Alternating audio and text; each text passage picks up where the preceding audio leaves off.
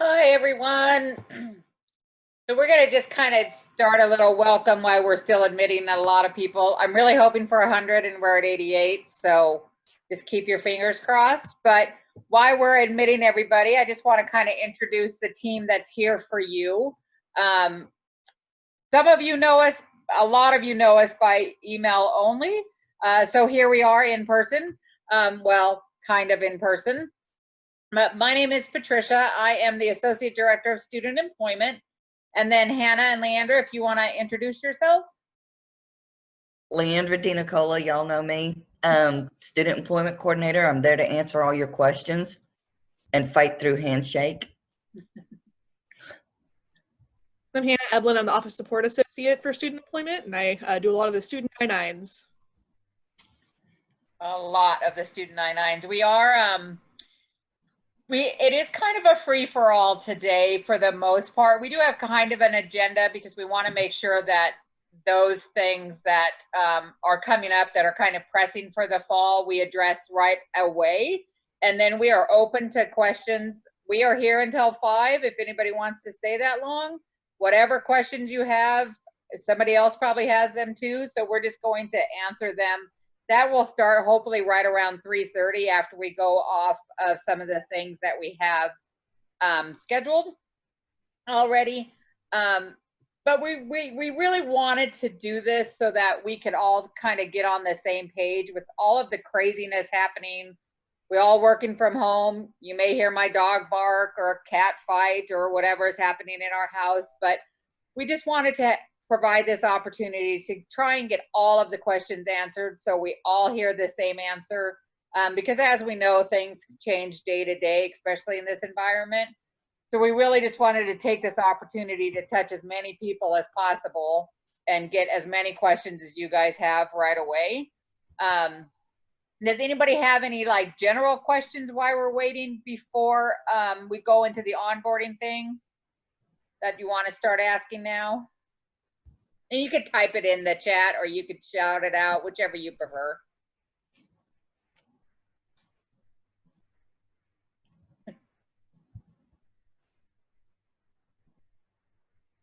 I will tell you we have quite a few changes coming in the fall, mostly to deal with COVID and how the campus is, you know, with scheduling and all of that. So that's a lot of it is what's going to be happening now. So we are starting to get some questions. It's okay to have students make appointment now. Yes, please. For I-9s, that's the first question. We will address I-9s here in a minute too, but yeah, if you have students who are going to be working in the fall, please have them email us now. We are on campus only Wednesdays and Thursdays every week. This week and next week, there's only one person doing I-9s, but beginning August 5th, all 3 of us will be in the office every Wednesday and Thursday. That puts us at about 75 appointments per day that we're capable of handling. We can add an extra day if we need to. So yeah, please start having your students make I-9 appointments now. Like I said, we're also going to address I-9s here in a minute. If you're talking about grants, if you're talking about work study, we're going to address that, Shelby. We'll talk about that. And I do know that a work study representative should be on the call as well to answer any of those questions. We're going to get to the offer letter question regarding graduate students and right after the onboarding session. So yeah, we will answer that as well. Is Jane Gray on yet? Anybody seen her?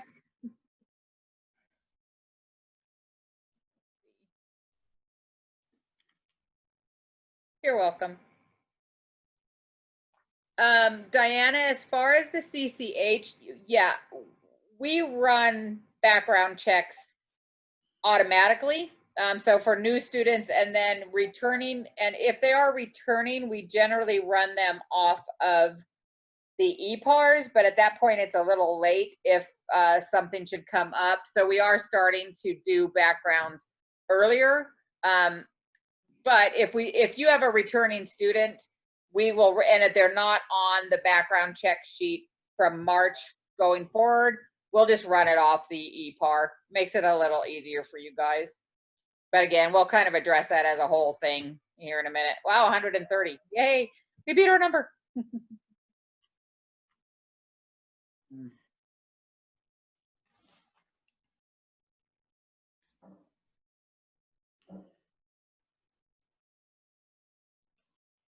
Oh, good question, Douglas. As far as his question is, given grants are being delayed in processing, how late can paperwork be submitted to have a graduate student research assistant FTE for fall? So if they qualify, that is actually a graduate office question.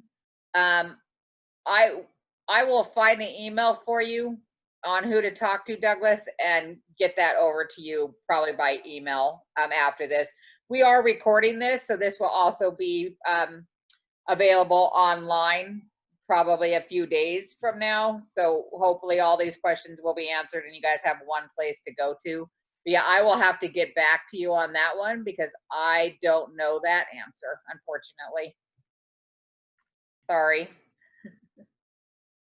Let me see if Jane is here yet.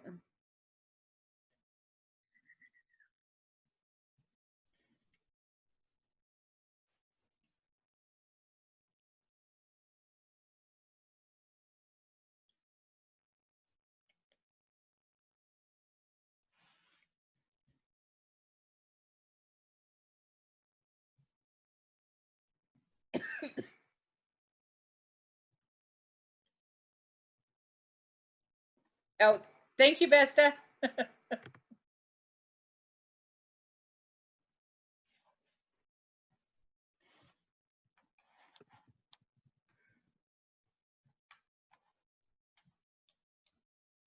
right now we're just waiting for Jane Gray.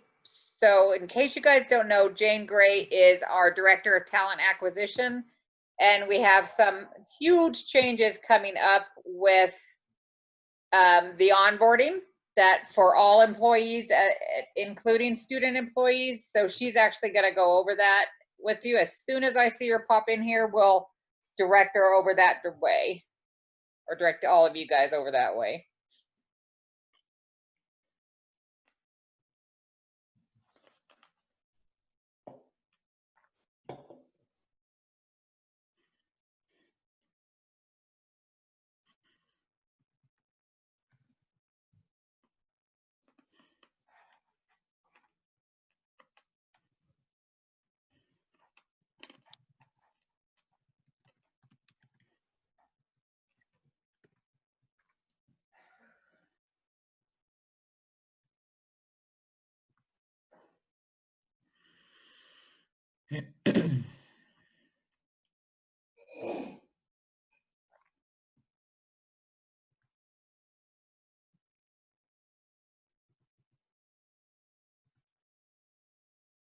Let me see. Another question while we're waiting for Jane. What's the best way for students to make appointments for I-9? Actually, if you could have them just email student.employment@unt.edu. We have a whole system in place to make appointments. We do schedule appointments now for COVID precautions, and they are every 15 minutes beginning August 5th. So like I said, right now we're able to handle 150 appointments per week, and if we need to, we can actually make that, we could actually add one more day. So that is the easiest way for them to get appointments with us. Is that students with an S or just student? Student.employment? Student.employment, yeah. But no S on the end. Yeah, no S. I probably said S, yes, but it's Okay. student.employment. Okay, awesome. Thank you. At unt.edu. Yep. Thank you. You're welcome. And I'll put that in here too.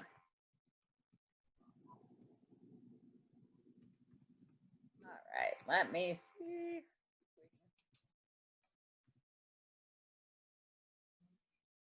Oh, yep. Hold on, let me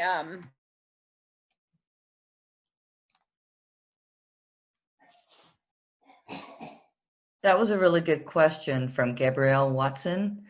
Their hope is to bring their student employees back in mid-August. Will they need to post a job for that position for their student employees to reapply to? No, you do not have to repost the job for your returning students. You just do the higher EPAR for them.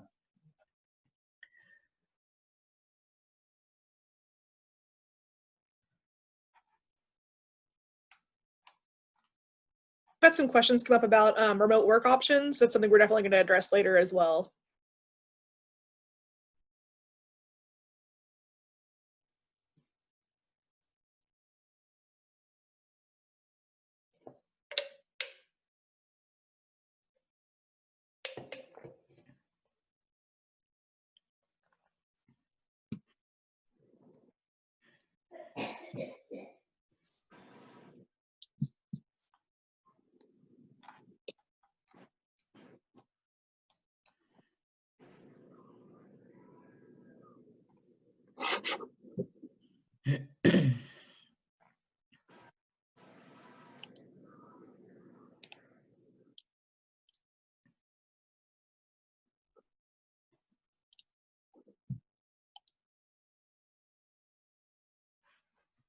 So really good question. Is there anything that needs to be added to the new job postings regarding COVID? There are, I would definitely add any standards in place you have regarding your office, your in particular office practices. If you are returning to campus, we are going to talk a lot about the telecommuting option for students here in a little bit. But just to let you know, yeah, that is, you can definitely put something on job postings and or in the offer letter regarding COVID standards. So, all right, it looks like Jane is here. Totally my fault because I forgot to send her the code. So she is joining, and then we're gonna get going on onboarding, but keep your questions coming. Hannah's gonna monitor that, and we will answer them either through the chat or here just verbally. So let me get Jane back in here.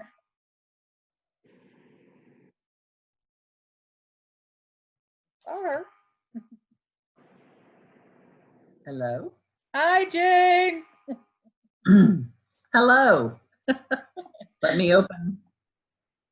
I admitted it was totally my fault. I forgot to send you the code. You know.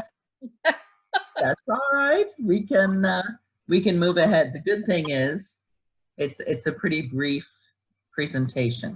So I appreciate the opportunity to speak with you all this morning. If it's okay if I just jump right in? Yep. Jump Okay. in. I wanted to share with you some updates we made to the electronic onboarding for new hires. And right now, we launched this in at the beginning of May. And once we get past the fall processes, probably mid-October, we'll look to move the students in under this new new system as well. So anyway, I'll get started. So I'm going to share my screen because before we look at the new system, I want to remind you all of the system that we had. So, and I should be sharing. Yep, I see it. You can see it. It doesn't have the green box around it, so that scares me.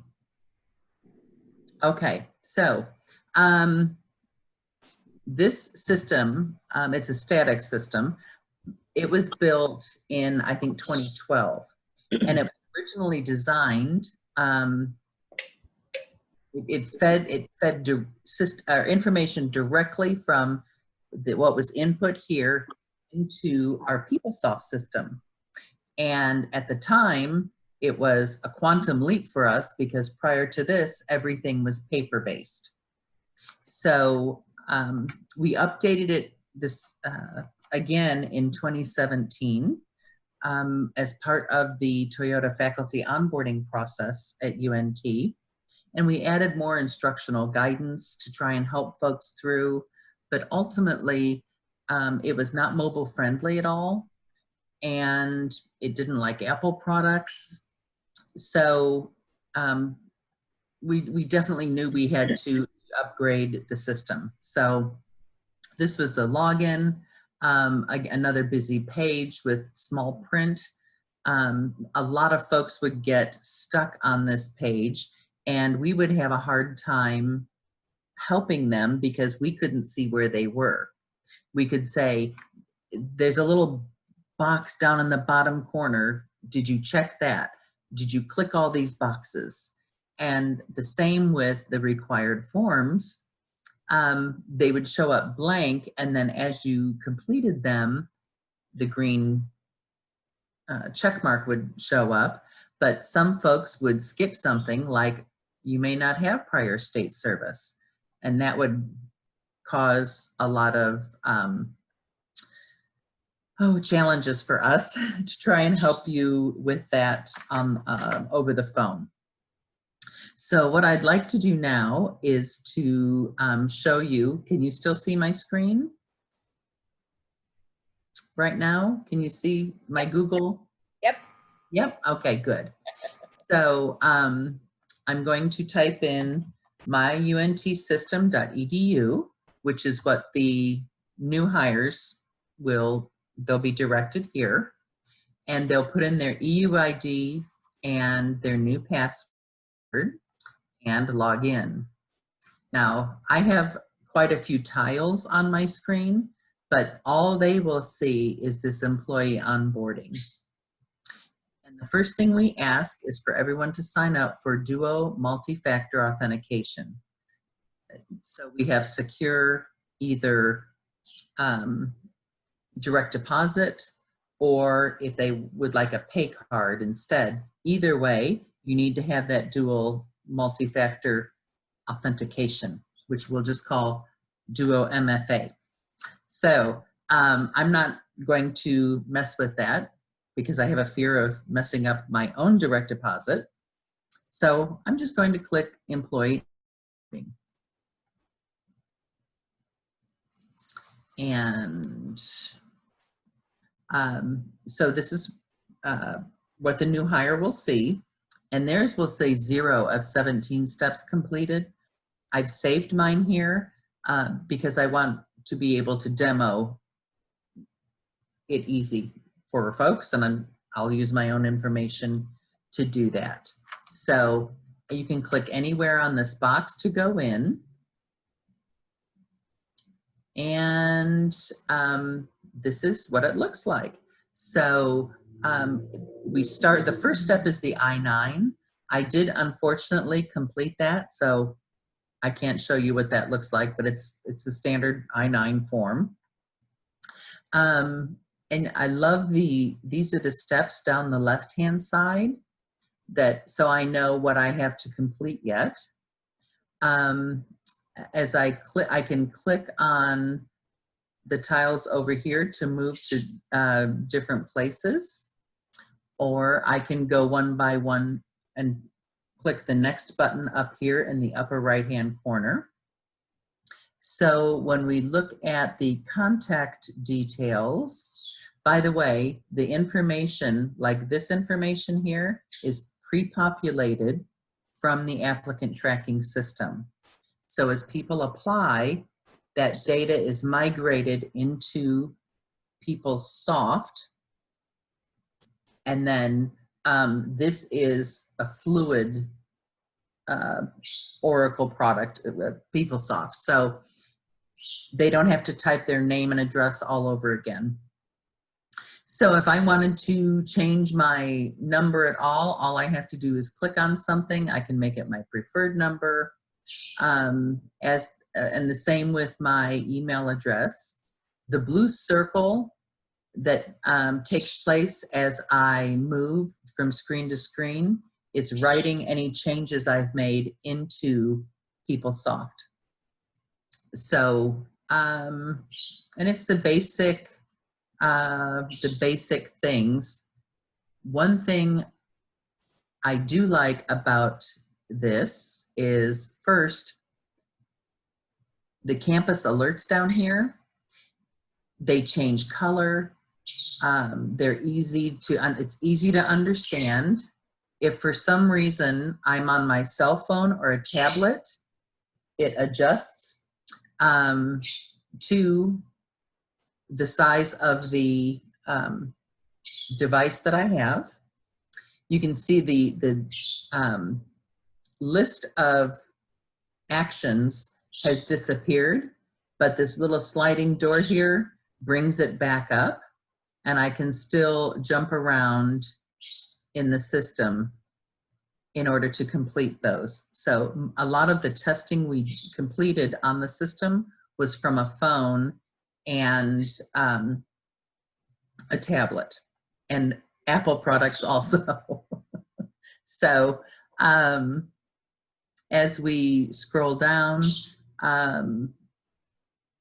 it's asking me again for Duo MFA because I didn't do that in the first step.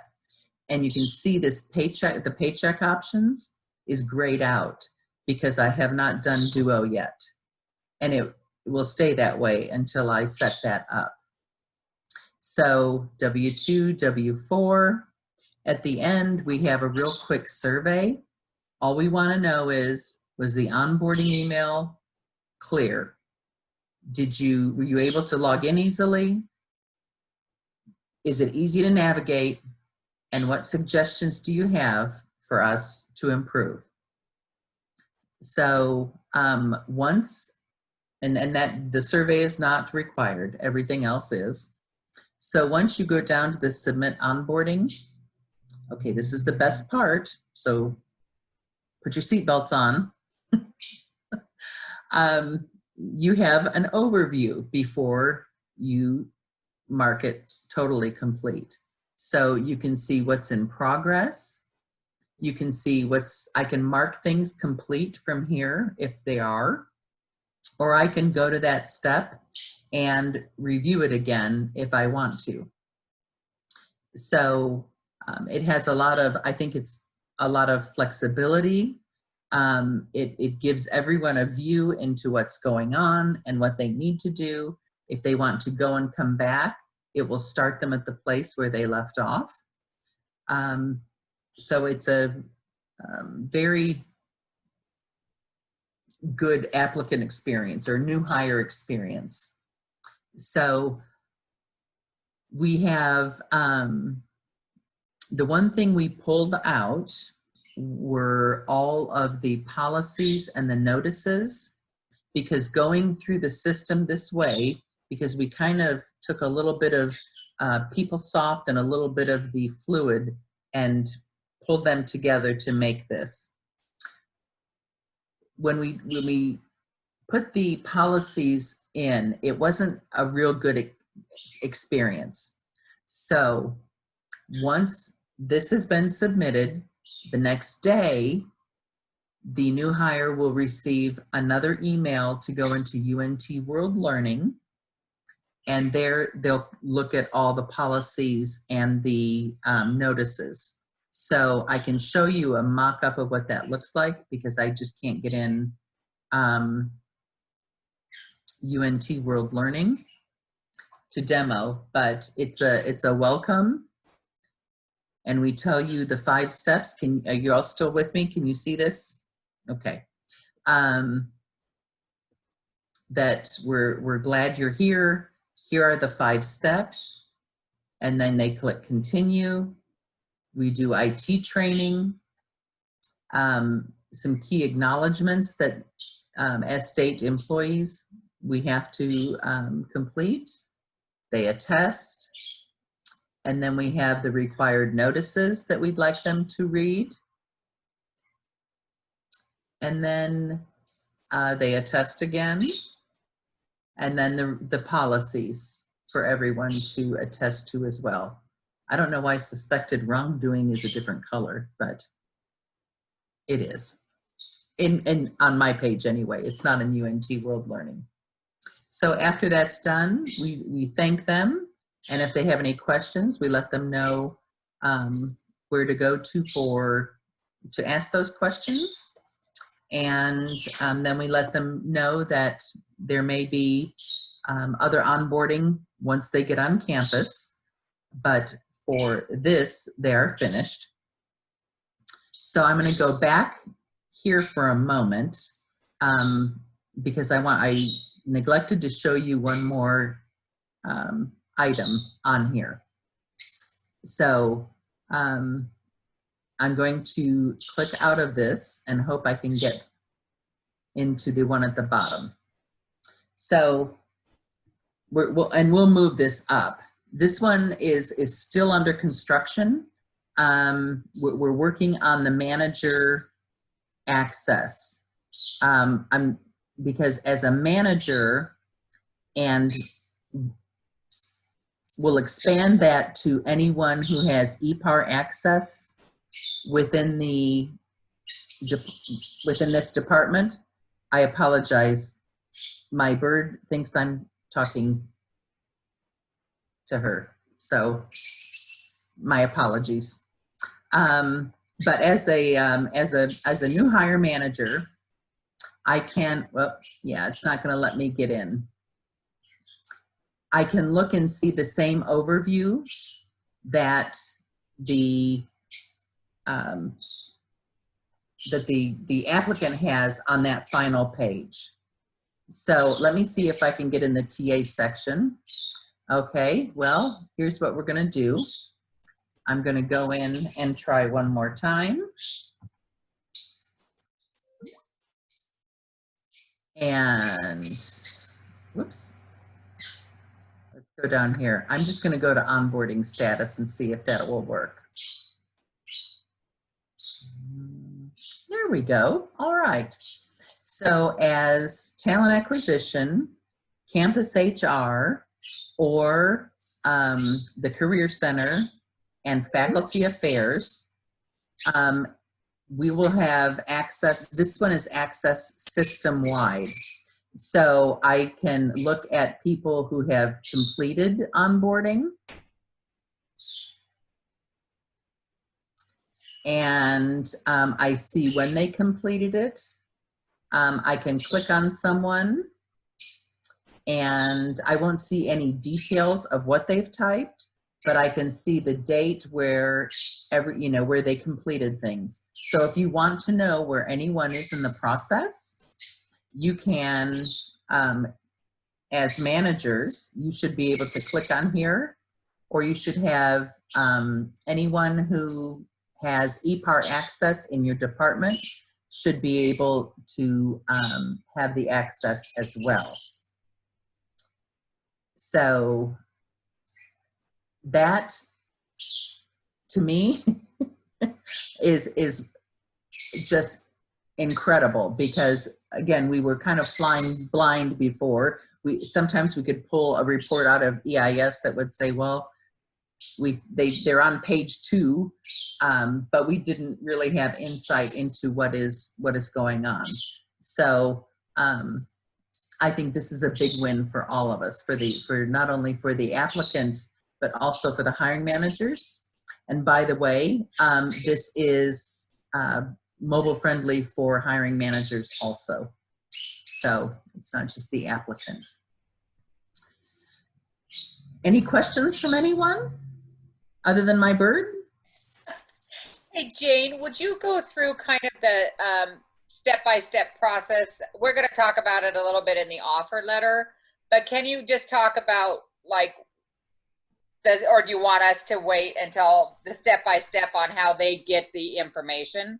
Do you want to address that, or do you want us to, when we start talking about the offer letter and stuff? For the students or for right, for students? So right, so kind of the you addressed it the other day with the steps that need to happen. Do you want to wait until we get to the offer letter, or are you gonna hang around for a few minutes? Or I can hang around for a little bit. okay, so I'll yeah, and I'll shut up and let if anybody has you specific questions.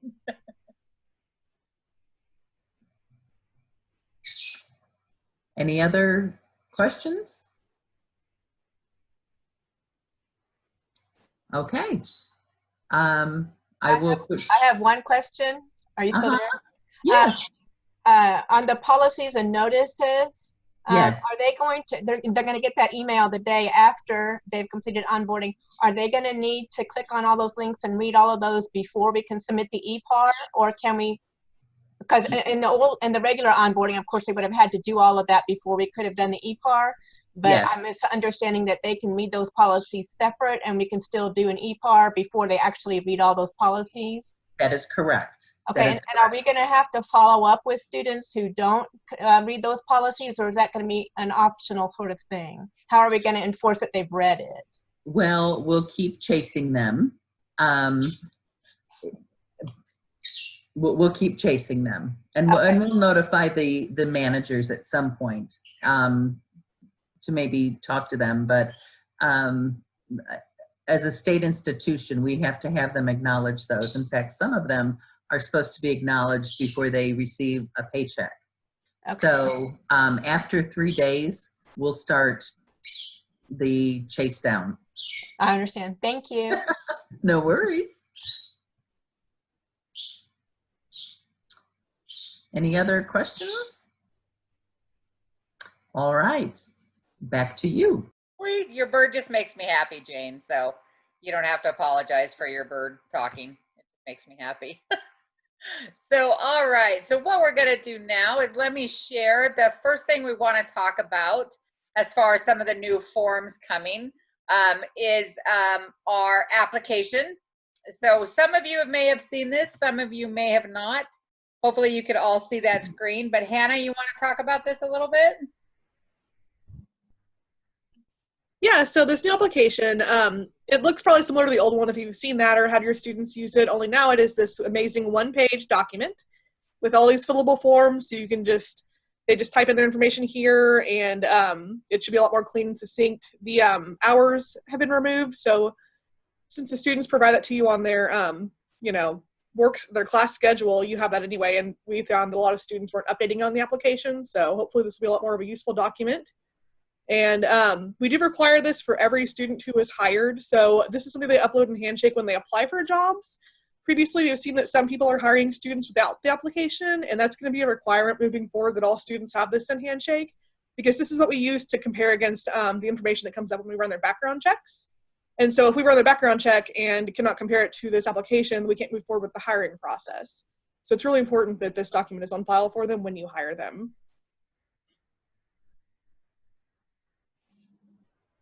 Hey, you're muted, Patricia.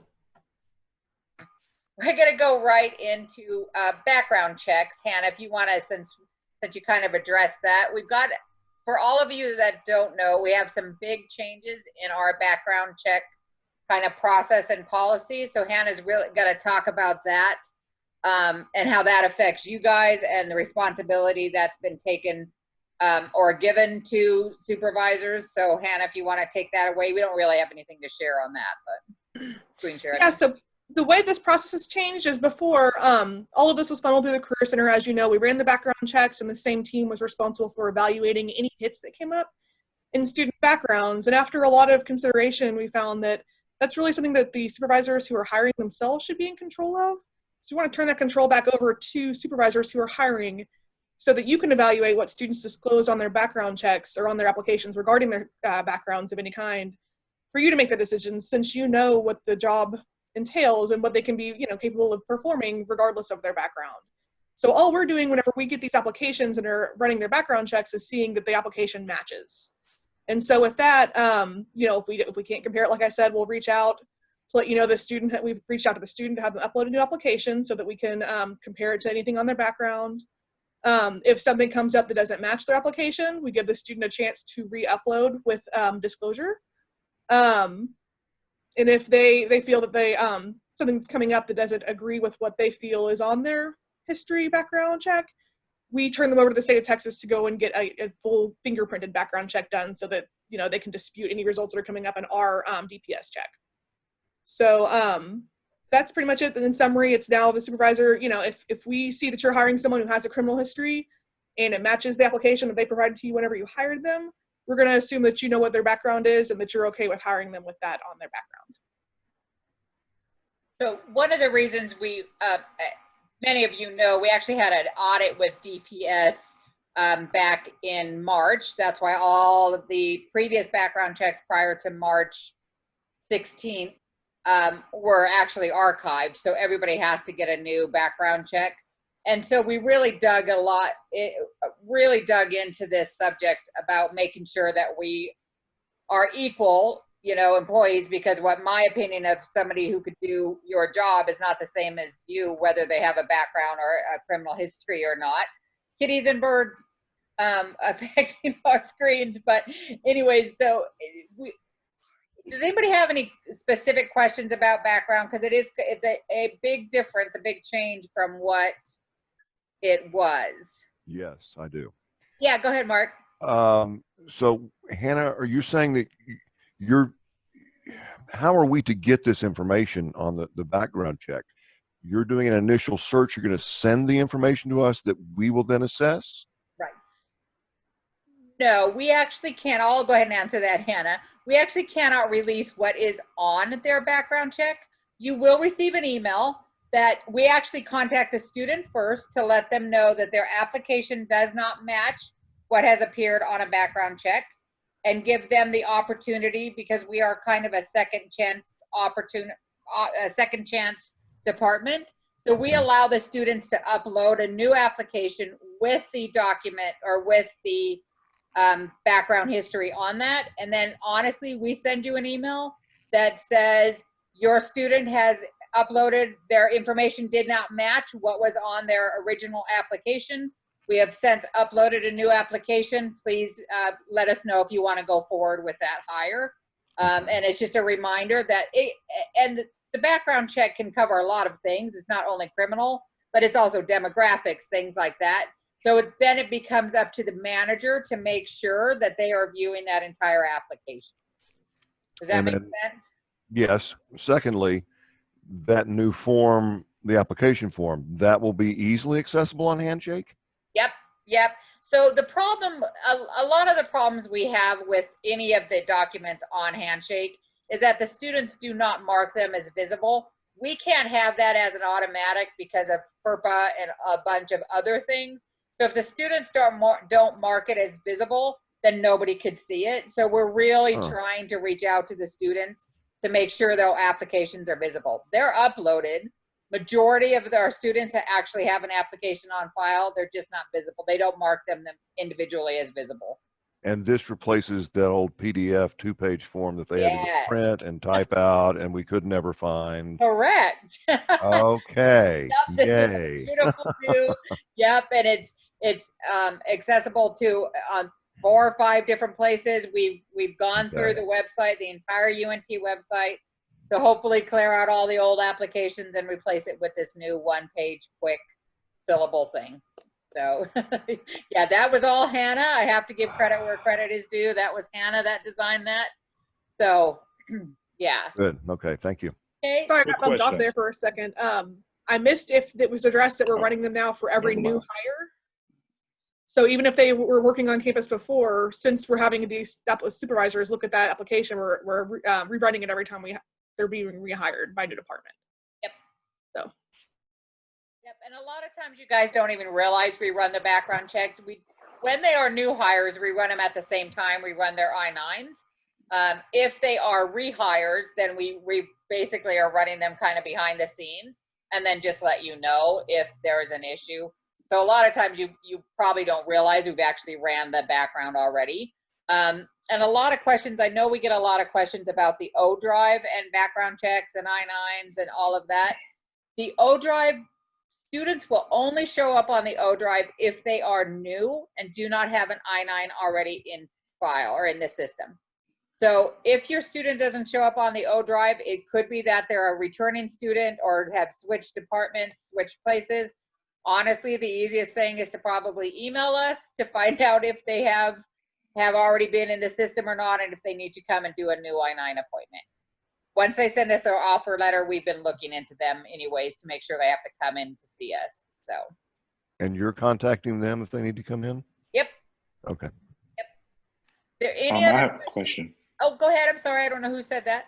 Yes. So I work in learning technologies, and I work with grants. Uh-huh, And so I was giving you a call. So we actually employ TAM students uh-huh. each year, and so we're still, you know, trying to see if they're going to be coming back and are able to work. But um, if they were already hired and were working with us last year, if they come back in the fall, is there, with this new process and everything, will we have to do more information other than submitting a new EPAR for students that are returning? Nope, Just Nothing else? your EPAR. yep. Perfect.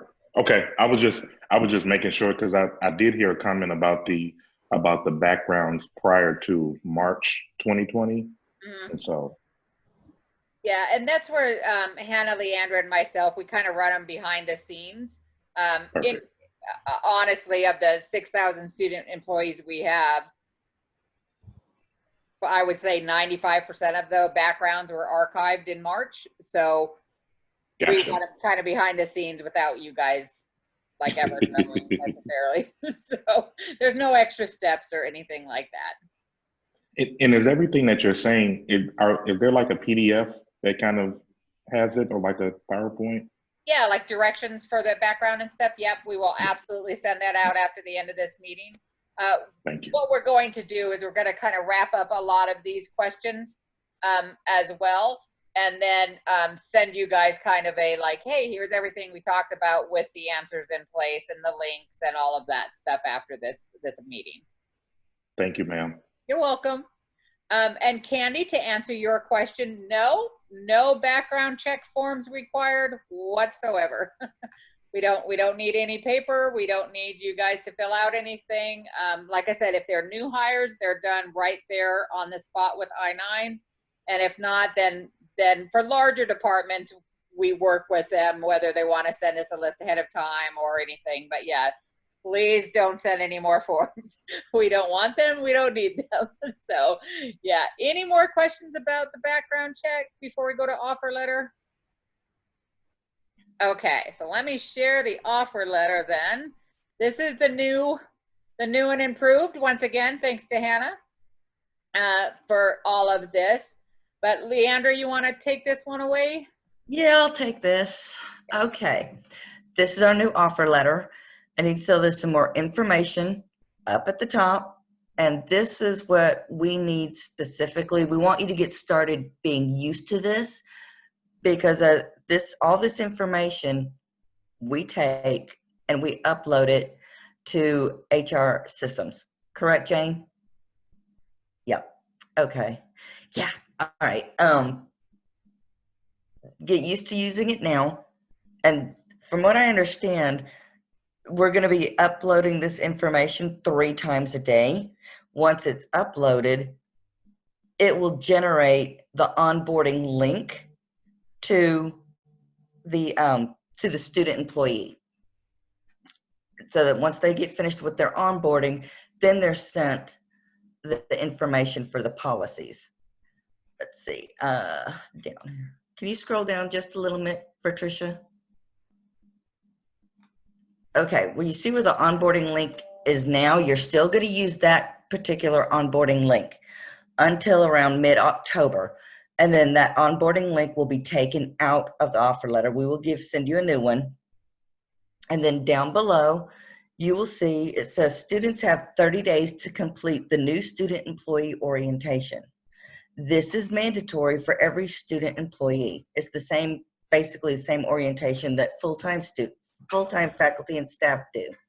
The other thing that's really good about this offer letter is that we've got all that information on it. You send it to us, we upload the information, and within 24 hours, that means you can send the offer letter to your student employee. And that's basically it in a nutshell. Does anybody have any questions regarding this particular form?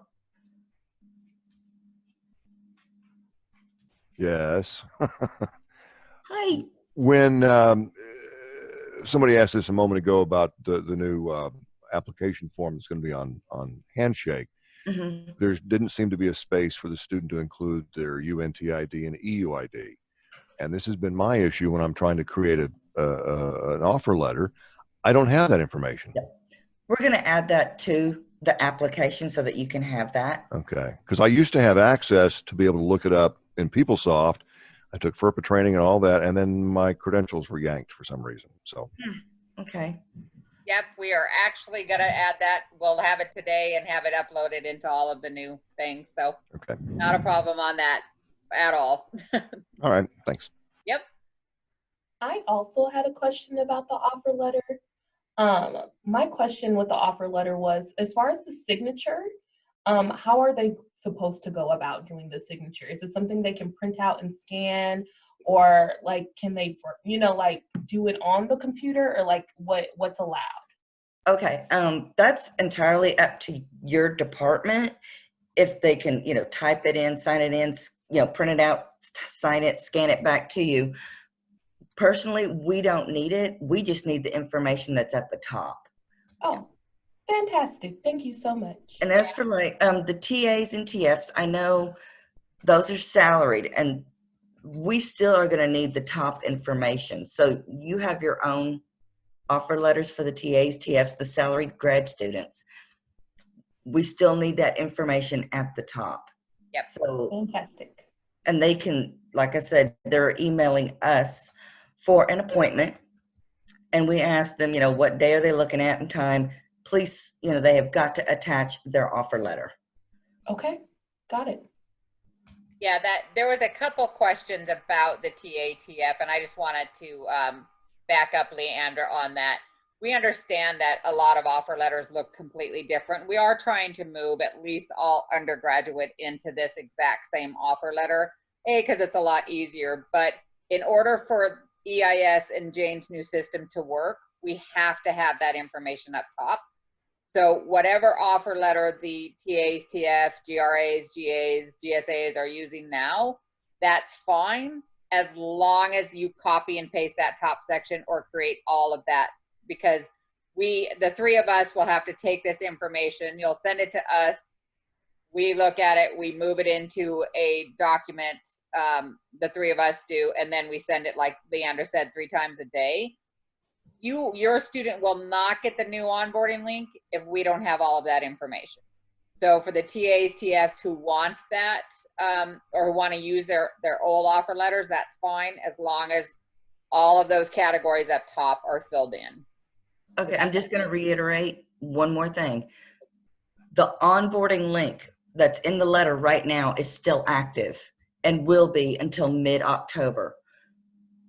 Yeah. I just wanted to give you a heads up. It's still active. They're still going to use this onboarding link that's in this offer letter right now. What? Any other questions about the offer letter? Yeah, Charlotte.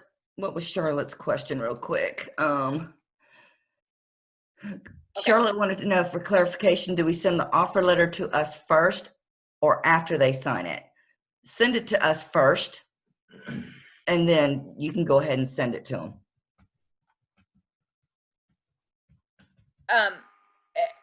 As far as the signature too, like, because of COVID and precautions and telecommuting and everything, we are not as concerned with getting the student signature. It would be nice if we had the signature of all of the staff, but that could just be copied and pasted into there. It doesn't have to be, it could be a cold signature. It doesn't have to be a warm one each time. But we definitely need the information up top. So, and just a quick question. Somebody said about salaried students went to academic resources. Actually, we do all of the I-9s for all student employees, regardless of level, all the way up to doctoral students. So that's why they come to us. We get the offer letters for both, but in order to set the I-9 appointments, we get the offer letters as well. Hi, Patricia, can I ask a quick question? Sure. Because I'm super confused by this last part of sending the offer letter to you guys first. Mm-hmm. Why are we doing that? Or so if I want to hire a student and I create the offer letter using the template you have, I'm going to fill all that information in, and you want me to send that to you first? You can send it to us and the student at the same time. It's I was confused. Okay. Oh yeah, No, yeah. in October, that's going to change. Yeah, we just need that information in order to generate the onboarding link that Jane just went over for the new onboarding system. So Okay. this letter truly, we would like it to start taking effect immediately, but it really is to get guys more in the practice, because October 15th, when the new onboarding starts, all of the current onboarding is going away. So when you go into Handshake, you know how you you'll select I hired this student. You still do that, Yep. and then I can generate an offer letter, and then I can send it to them in email and basically copy in you guys. Yes. Absolutely. Yep, absolutely. And the reason too is that's how we also generate our I-9 appointments, because we used to do drop-in appointments for I-9s, and we're not doing that anymore for COVID reasons, obviously. So we are scheduling. So we schedule I-9s off of the offer letter. Okay, so the student does not need to email you guys for the appointment. You will reach out. They can. It's probably easier for timing's sake if they just email us and contact us. But yeah, we will also contact them from the offer letters that you guys sent. Okay, thank you. Yeah. Hey, Patricia.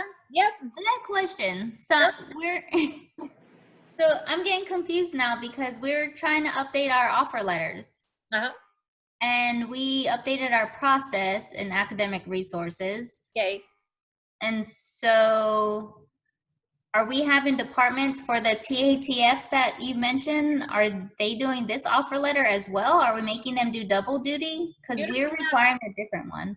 Right. No, you don't have to do a new offer letter. We just need that information on this information up top that is up here, the department, the UIN, hire day job ID, job code. That needs to be on every offer letter, because that is how the new onboarding system link is going to be generated. And that's the same. So, okay, so on our offer letters that we've posted on our website that we're having departments do for the TAs, TFs, RAs, GSAs, we should add that information to ours then? Correct. Yeah. And that's absolutely fine. That's because we don't want to cause any confusion in the other departments, because we're requiring them to provide the offer letters to us so that I can initiate the background checks through HireRight. Right, right. And so because we do their I-9s, that's how we schedule our I-9 appointments.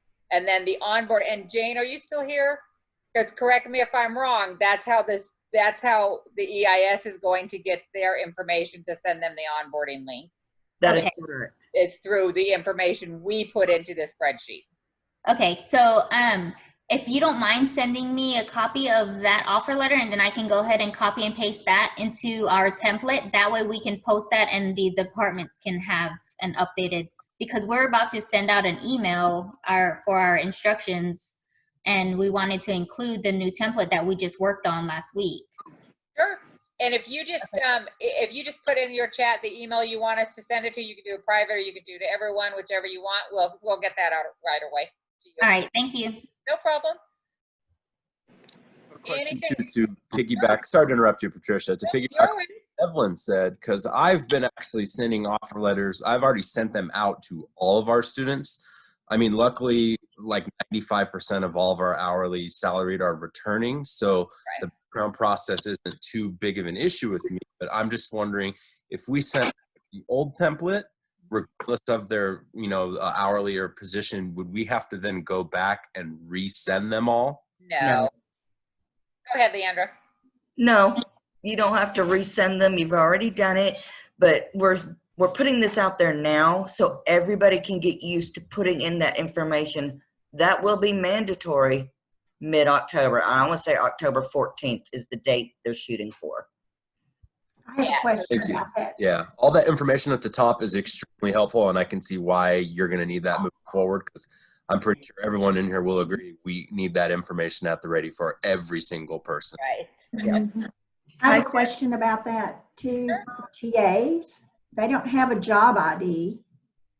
And most of the time, we're not real sure when we send the offer letter if they're going to end up being an RA or a TA. We decide that after. Right. So their job code is we're not going to know the job code either. The job ID, you could just put TATF or whatever it is once you hire them.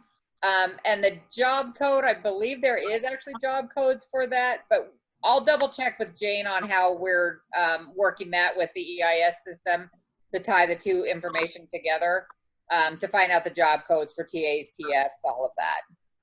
Okay, thanks. Because I mean, it's different from if you're an RA or a TA, Right. and sometimes we don't know when we send the offer letter. So. Yep, exactly. We'll get that figured out definitely before October 14th. But yeah, these are questions that will get answered. You know, like Leandra said, we really just wanted to get this guys out to you now, out to you guys now, just to start getting into practice so that when it does click over October 15th, none of us are taken by surprise. So any more questions about the offer letter? Then we'll. Yes. Go ahead. So I just want to make sure I understand what has been said so far. Is that all offer letters go to the Career Center first? Hourly, TA, TF, RA. They all go to you first. Well, you send she said she sends it out. She can you can just copy student.employment at the same time that you're sending it out to the student. Right. Okay. So, and if you're getting a copy of the offer letter, then do we still have to add it to each EPAR when we do that? We don't actually need the offer letters added to EPARs. That's a department specific thing, not a Career Center requirement. What about the academic resources? It may be an academic resource requirement. I can't speak to them. Yes, I need it. Sorry, as far as I want to jump in on that one.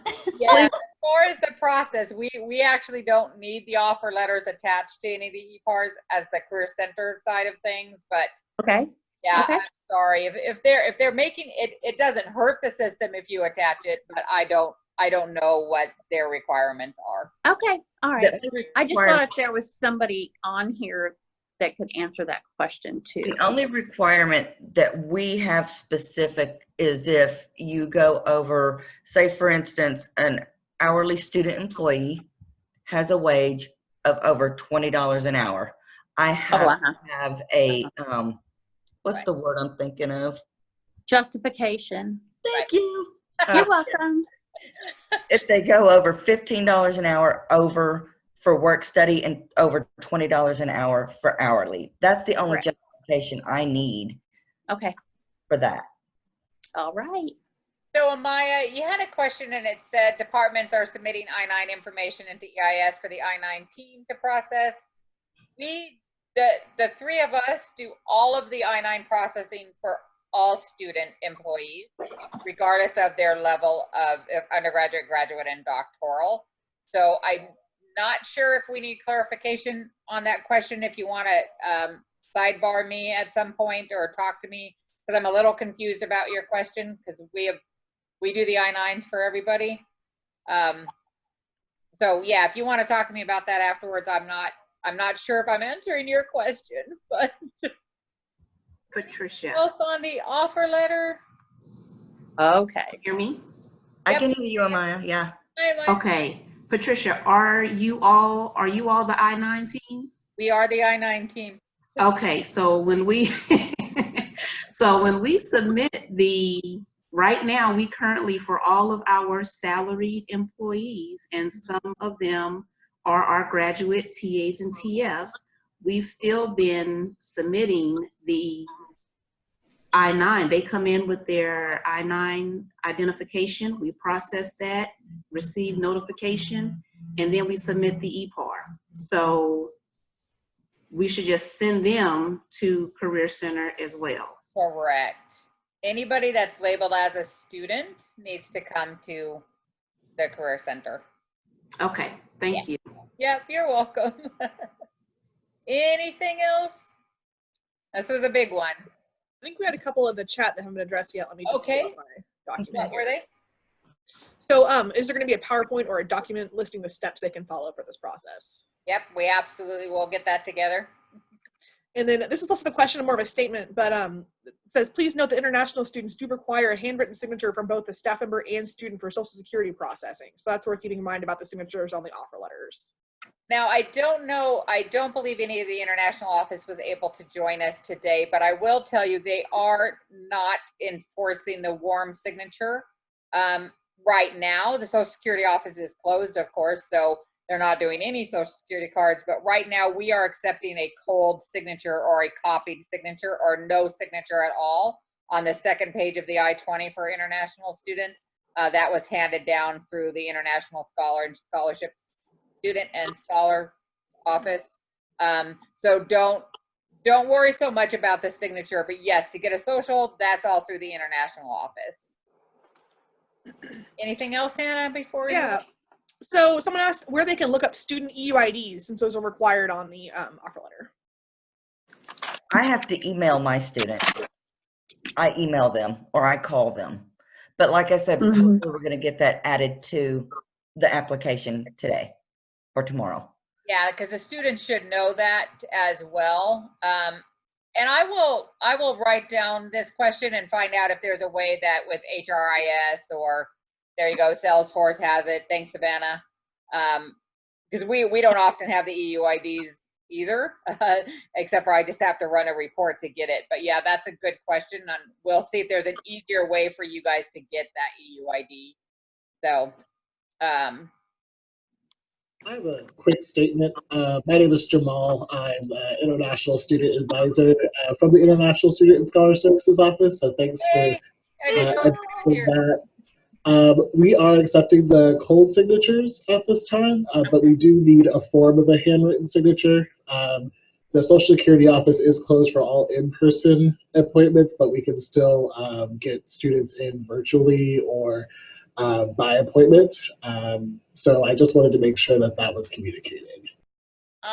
Thank you, Jamal. I didn't know anybody was here from International, so I appreciate that.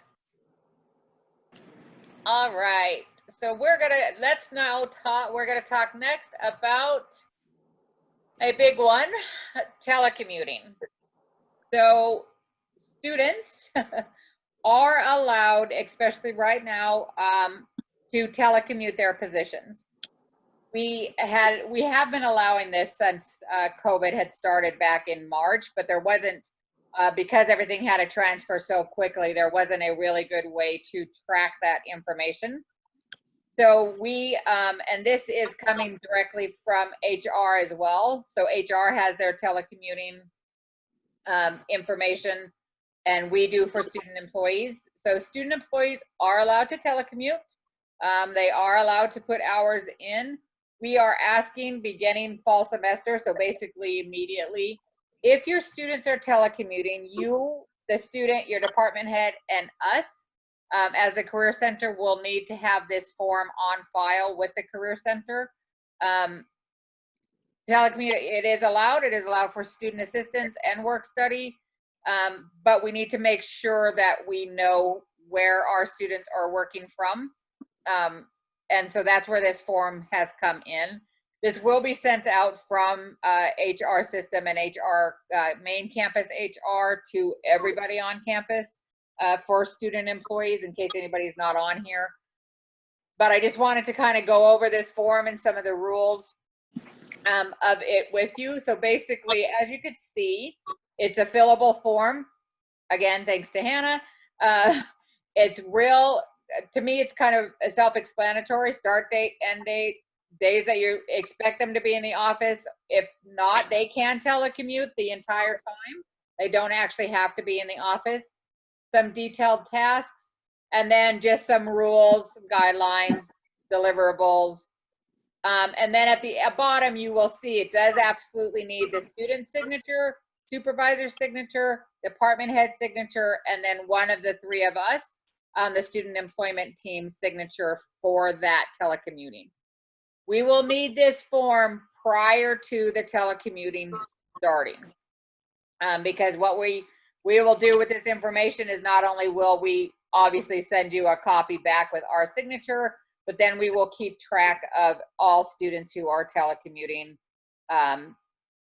due to COVID especially. There is no special code. It is just going back to the 1710, 1713, 1711, whatever the appropriate job code is. There is not a special code for COVID anymore. even if they are telecommuting. And then just to understand that this is kind of a privilege that you guys set up with your student employees. The Career Center is not here to talk about deliverables. However you want to arrange those deliverables with your students. We as a Career Center, though, need to keep track of how many students are actually telecommuting. So that's where this form came in. And like I said, it is mandatory pretty much now, especially prior to the fall semester. So I imagine we're getting a lot of questions. So fire away. What questions do we got about telecommuting?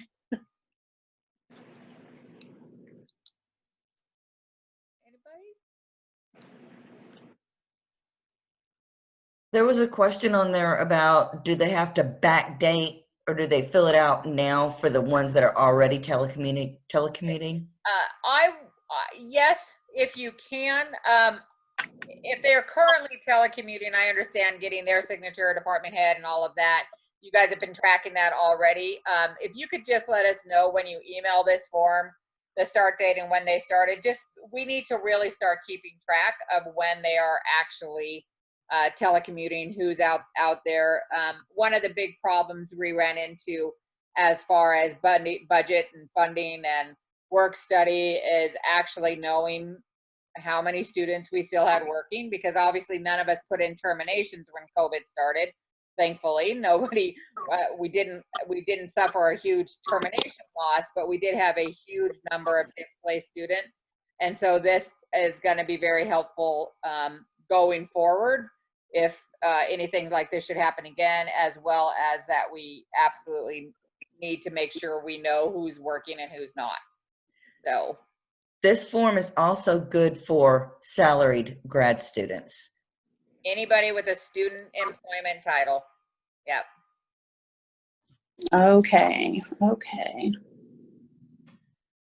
And honestly, if you have a bunch of students who are telecommuting now, like in our department, we have 3, which I know is not a bunch, but we have quite a few who are telecommuting just on the student employment side, and then the career coaches side have, I think, 10. If you have students who are telecommuting now, if you don't want to fill out that form for all your students who are currently telecommuting, it is okay if you want to send us a spreadsheet right now. If they're still telecommuting, if they were telecommuting in the spring, we have that information. But if they've recently started telecommuting or they're going to continue telecommuting, if you could possibly send us just their information, we'll put it on our database just so we know exactly how many are in and out. I don't know who raised your hand. Somebody, whoever's next, I'm not sure how the raised hand thing works, but. Right, I see your hands up. Do you want to go before me?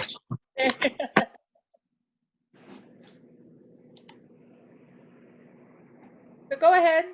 Okay. I just have a question. So the telecommuting form for all students, employees, regardless of salaried or hourly, I get that.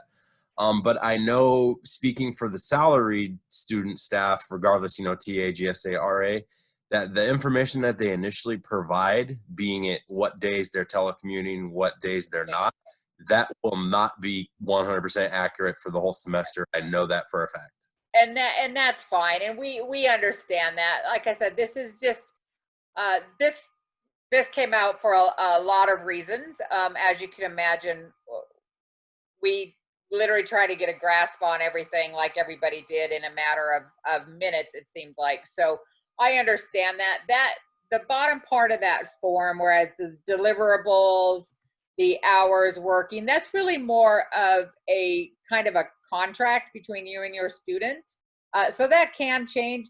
We won't need a new updated telecommuting form if in fact they are just changing hours during the semester.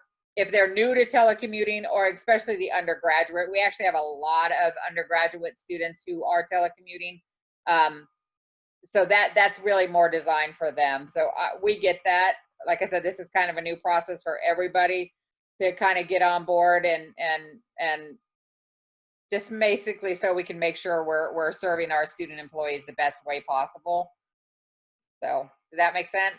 Yeah, totally. I just know that because it requires so many people to see it, that to get it by fall is definitely doable, but there's going to be a lot of back and forth between, hey, what is the deliverable between this, what days, what this, what that. You can. Right.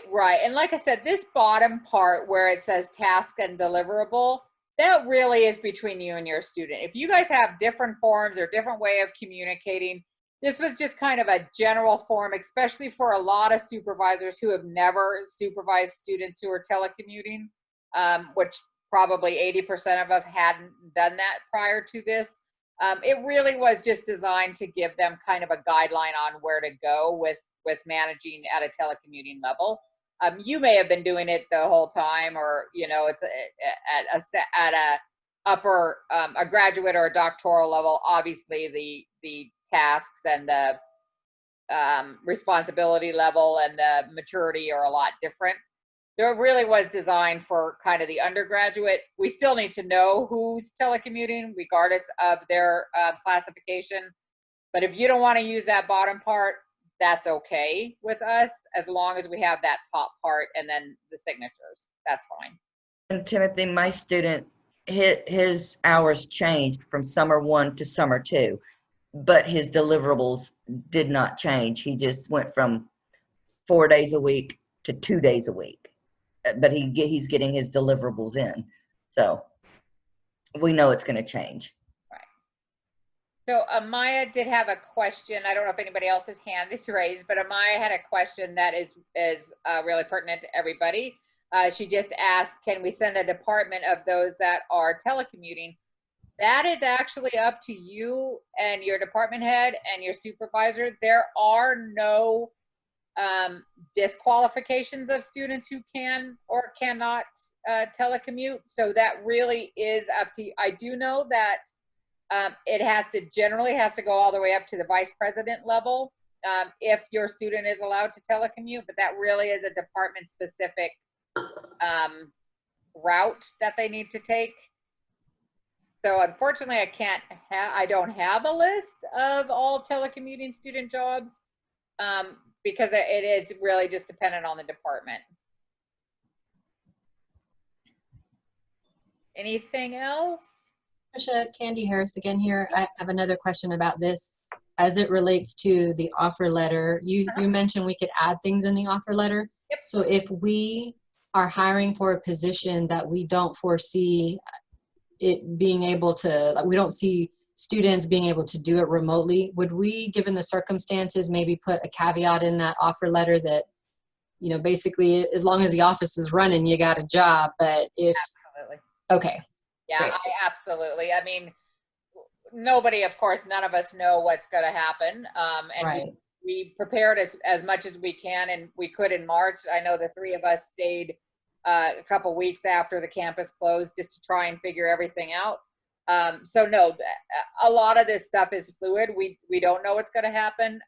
We just need a better tracking system, and that's kind of how this came about. So absolutely, you could adjust that in the offer letter, in your job posting that says this is not a telecommuting position. However you want to address that, that is up to you. Yeah. There was a question, can an 1814, job code, non-student, telecommute? I want to say yes, but I think that's really a better question for human resources. Once they're if they're moved into the 1814, they are no longer considered a student employee.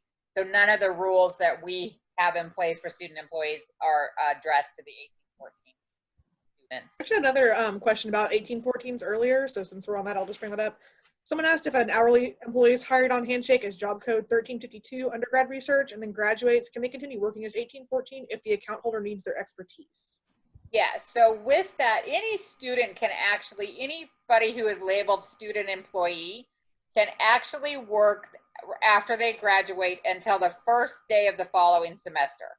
So if they graduate in May, they could work, I don't remember, I think our semester starts the 24th, I don't even know. So they could technically work until August 23rd on that. So they could work as a student employee. As soon as that day arrives, they need to be either terminated or moved to that 1814. So that applies to any student employee. And 1814, they can work 19 hours a week indefinitely. If they go over that, they can only work like 4 months, and it can be consecutive or every other month they would work over that 19 hours. Does that make sense? Stop sharing that now. So, so we are now just here for the next couple hours if you guys need to whatever questions, anything you guys have, if we want to go back and address some of the stuff we talked about, or if we missed a bunch of questions. We can miss quite a few in the chat I could bring up. Sure. You know, but if we can do that after other people ask their burning questions if you'd like. Yeah. I have a quick question. Sure. What is going to be the rules as far as students not being able to work at the same time of as their classes? What class codes and things like that are going to qualify for that? Yep, we actually predicted that question was going to come up, so I'm glad you asked. I win. Yay! Here's a piece of virtual candy. But yes, so we are still keeping track of the students working during class. Now, the classes that obviously the in-person classes we're not going to even address, but there are 3 different labels for classes. There's the online, there's the remote, and then there's the S one, I can't pronounce, the synchronous classes, whatever that is. If they are in a class that is online, but that has a time specific thing, which is that synchronous class, that is counted as class time. If it says purely remote, that is not counted as a class time. Does that make sense? So yes, we're still going to be monitoring working during class hours. It will truly depend on what that class is listed on their register information, their class information. Awesome, thank you. Yep. What else? Ask away, type away. You just had a question. Oh, go ahead, Irma. Okay. Sorry, I hope you guys didn't answer this before. I had to go to an interview really quickly. But for the I-9, are there going to be any exemptions made for students who may not be able to get to campus? So we can offer, I don't like to say this out loud, but we can actually offer remote I-9s. The issue with remote I-9s is we are part of a university partnership with several universities around the state that students have to go in to do their I-9. So yes, we can offer remote, but it's the student's responsibility to contact a university in their area to see if they are doing remote I-9s. They then physically have to go into that place and do an I-9, and then it's a whole process. When we know we have a remote I-9, if you contact me ahead of time, there is a long list of rules that they have to kind of go through. It is possible. We do understand that not all students are returning to campus and some are going to work remotely completely. It's just a matter of individualized response to that. But yes, we can do remote let me rephrase that. UNT cannot do remote I-9s as part of the system because we have been open the entire time. So the federal government has said we are not allowed to offer remote I-9s. That's why the 3 of us have been in the office since the get-go. But we can arrange for them to do an I-9 in their location if necessary. Okay, thank you so much. You're welcome. Can I follow up a question on that same topic? Sure. So I think in the past we had some procedures that students who couldn't be, or even faculty who couldn't be able to do that I-9 in person, they could do it through a notary public in the city where they were, but then they had to mail that paper form in and it went to UNT system, and then we had to kind of wait for UNT system to tell. Is that process still going to work? That is very, very similar to the student employment process. The first step that we ask for the student employment side is to go to a partnership university first. And we have a list of all of the universities who participate in that partnership. It is, and like I said, this sounds terrible. I don't necessarily like advertising that we could do remote. But in today's day and age, we do understand at last straw, it can actually go to a notary. But they still have to send in the paperwork, still have to email and mail everything. So they gotta that jump part of the through process hoops. hasn't changed. Okay, because we have several international students that we're hoping are still going to actually be able to get here. Right. And assuming they are, and they are, TATF, would they be able to do a remote I-9, or they really need to be here in Denton to do that? Jamal, are you still on here? Not sure. Yes, I am. Jamal, can you address that as far as our international students who are not able to be on campus, are they allowed to still be TATFs? That is a good question. Unfortunately, that does have to go through HR for the most part. It does depend on the position. However, we have been communicated to that is not possible unless you have special permission. I understand. Thank you. Sorry. Thanks, Jamal. What else? There was a question Greg, regarding got your hand up? Oh, go ahead. There was a question regarding the 1814 scenario. Do they have to post the position in people admin first, or can they just do the EPAR switching the student to 1814, which you just did the EPAR change? Yep. Fred, it looks like you got your hand up.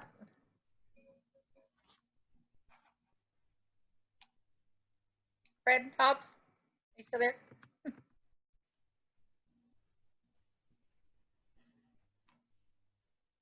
Okay. What else? I'm not sure. We had a question. Let's see. What is the last date an hourly student could work after they graduate in August 2020? So they'll be able to work until the first day of Fall classes. fall. Yeah. Unfortunately, the August graduates really will only have those 2 weeks before they'd have to be switched to 1814. And then how about, is there a deadline for turning in telecommuting forms or the spreadsheet of the telecommuting students for fall? Did you address that? No, if they are brand new to telecommuting, the form needs to be sent prior to their starting telecommuting. If they have been telecommuting this spring and the summer, if you could just possibly get that list to us, let's say, mid-August. I mean, it's not an overnight thing. We definitely just need to, my hope is be prior to school starting. So if that's a deadline, I guess that would be it. But current, if they're brand new to telecommuting, it has to be before they start. Did that answer that question? Shelby, I think maybe that was you. Not sure who that was. And then kind of piggybacking on that, someone asked if there's any forms to complete for student workers who are just returning. So that would just be the telecommuting form if they're going to be doing that, right? Nothing else? Yep. And I am not finding these raised hand. Fred, is your hand still raised? Like it alerts me that people raise their hands, but it doesn't allow me to do anything, or I'm not smart enough to do anything with raised hands. So another question we had was, I just lost it. Oh yeah, will the telecommuting document route via email automatically for signatures, or will the student need to route it? I would say the student and supervisor. It will not route automatically. Yeah. Timothy or Fred, it looks like your hands are raised. Yeah, I'll thank you, Patricia. You're welcome. I know that the telecommuting form, someone just said telecommuting form / spreadsheet. I know you probably don't want a spreadsheet in lieu of the form. No, a spreadsheet is fine for those students who are currently telecommuting, because actually, quite honestly, the three of us will be transferring this information to a spreadsheet anyways. So that's absolutely fine if you just want to make sure that information is included in the spreadsheet. If they're currently spring and or summer telecommuting already, that's fine. Okay, so would it be safe to say, for like a general rule of thumb, if they're returning, it's easy to assume that they were already telecommuting. So the form is most applicable or most needed and I'm using quotation fingers here, most applicable, most needed to new student staff. Correct. Yeah. We do Gotcha. need to know who's telecommuting. So if what I will do probably mid-September is send everybody an answer or a list of who they have as their current student employees. Because a lot of times we also aren't terminating students. So you may find that you actually have 17 students on your payroll, so to speak, even though they haven't earned a paycheck. So at that point, I would probably have it in there somewhere to request if they are telecommuting or not as well. We just need a better track on who's working, what students are working. Thank you very much. Yep. Anybody else? Patricia, can I jump in real quick? I got to run to another meeting in like 2 minutes.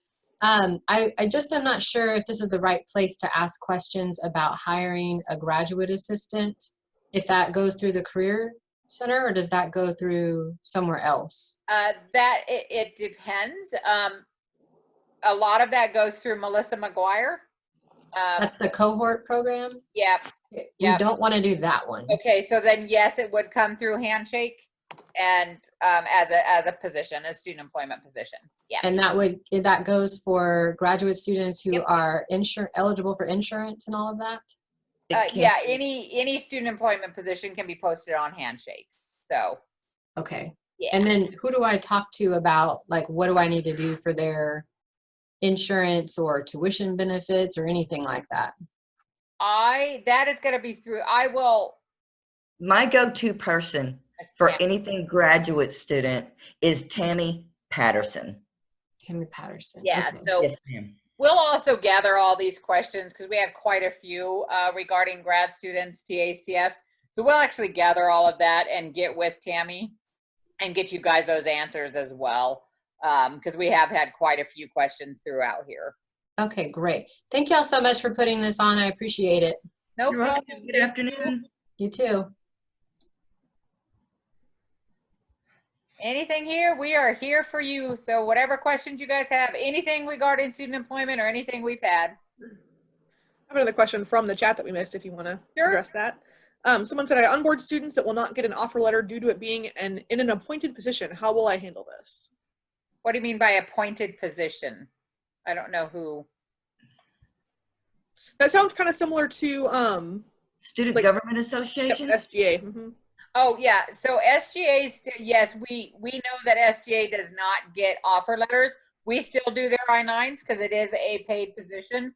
So what we've been doing with that is just accepting the email offer letter, but we will, because they don't do the same onboarding as appointed that regular positions do, I'll work with Jane Gray on how they want that information if appointed students actually need that information for onboarding, because I don't believe they do the same onboarding as an SGA student. So that was the answer. And then we have a question from Amy about if there is availability on the revised application. It does not include that because we found that since students have to re-upload that application every time they apply for a job, they're using the same application and not changing those that availability, so it's often incorrect. And since we require that students upload their class schedule, that should show you their availability. Yep. So let's see. EPARs should be open for fiscal year, so people are starting to put in all EPARs now, so you should be able to put them in. I know that the work study date, Rhonda, are you still on here? I think you said the 16th, right? If you're still on here, Rhonda. That's right, the 16th. Yep. August. All right, well, we got lots of questions. Will the offer letters go to your office when it's being sent to the student? Yep, you could forward it right to us at that student.employment.edu email for offer letters. That way we'll get them at the same time, and then within 24 hours, they should get that onboarding link once the new one comes through. Yes, on Handshake, let me pull up Handshake and pull up a student real quick. if you guys want to keep answering questions, I want to show you where to make that. So we had a question about making the application visible.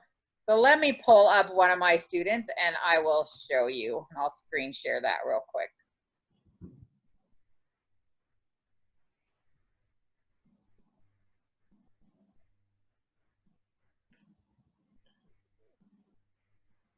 So let me share this because it is really good for when you guys want to show your students how to apply for jobs. So let me actually log in as her real quick. Hold on.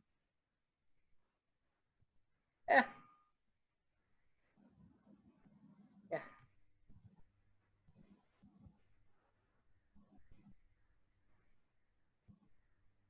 So this is from the student's point of view. So when you are asking your students to fill out applications, if they go to this documents link, you could see, now hers is closed because she's has a job already, but on their documents underneath on their profile, they have to mark these as visible in order for you guys to see them. If not, they'll be uploaded, and that's why like a lot of students actually have their information uploaded. It is just not visible. So once they do that, then you guys are able to see that. That makes sense.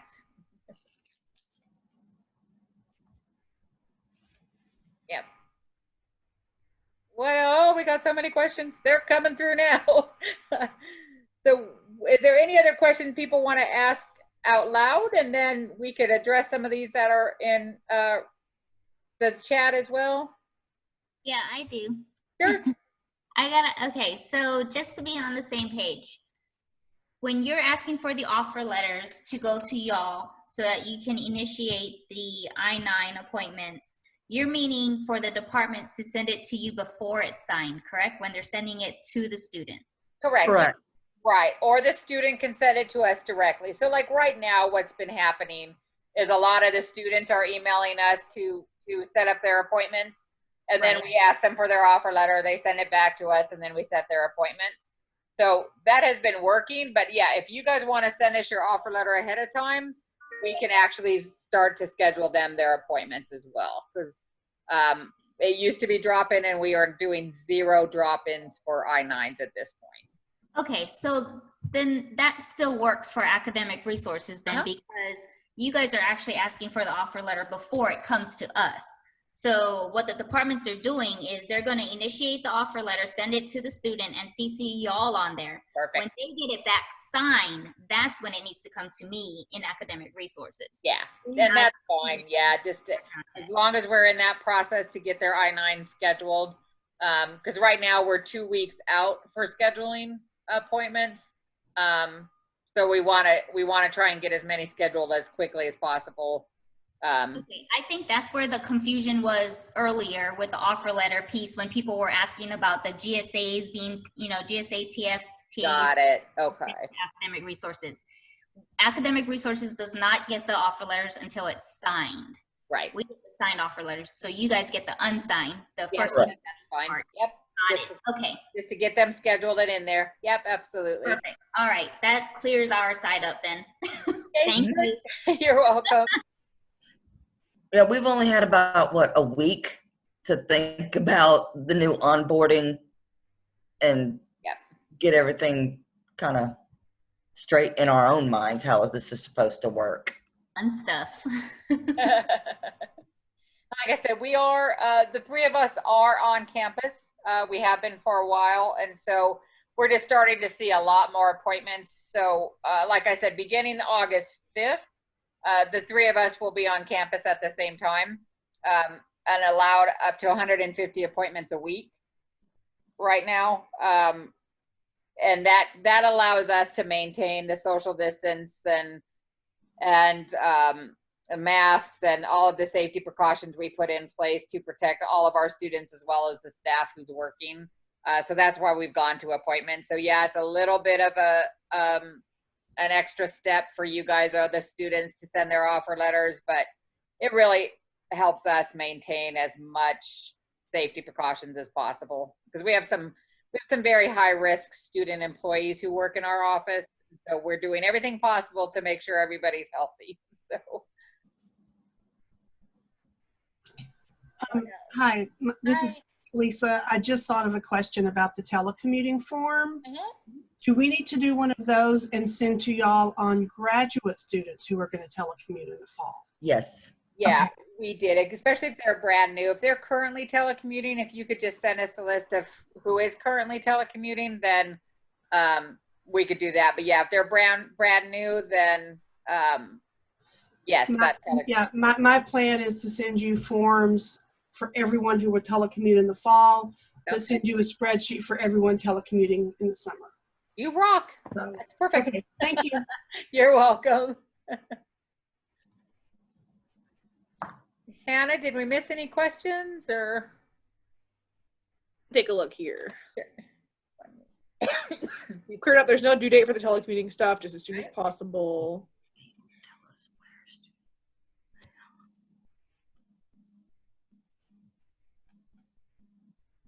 There any questions you guys don't think we've answered yet? Like I said, we're hanging out, so.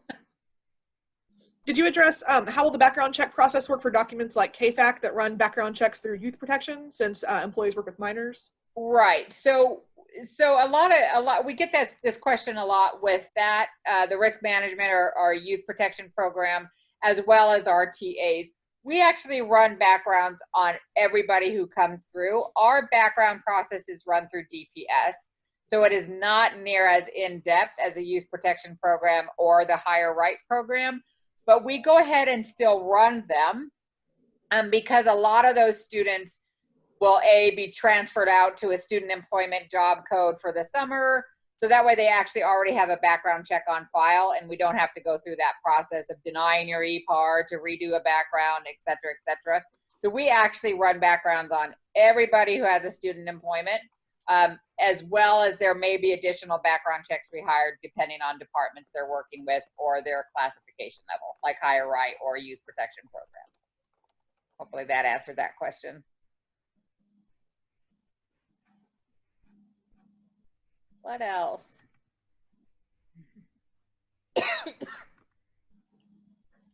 And the telecommuting, we will send all of these forms. If you guys aren't on Leandra's distribution list, which means if you don't get the student employee newsletter or some of these important announcements, make sure you email Leandra, myself, student employment, Hannah, any of that to get on that list, because we will send out those forms. They will also be available online very shortly under the supervisor Q&A section on our website that you could download yourself. But you could also always just email us if you need a form. But yeah, if you want to make sure Leandra has your name to get on that distribution list, that's how most of our stuff is handed out. I think that was it. Hey guys, this has been a great session. I appreciate it so much. Thanks, Ruth.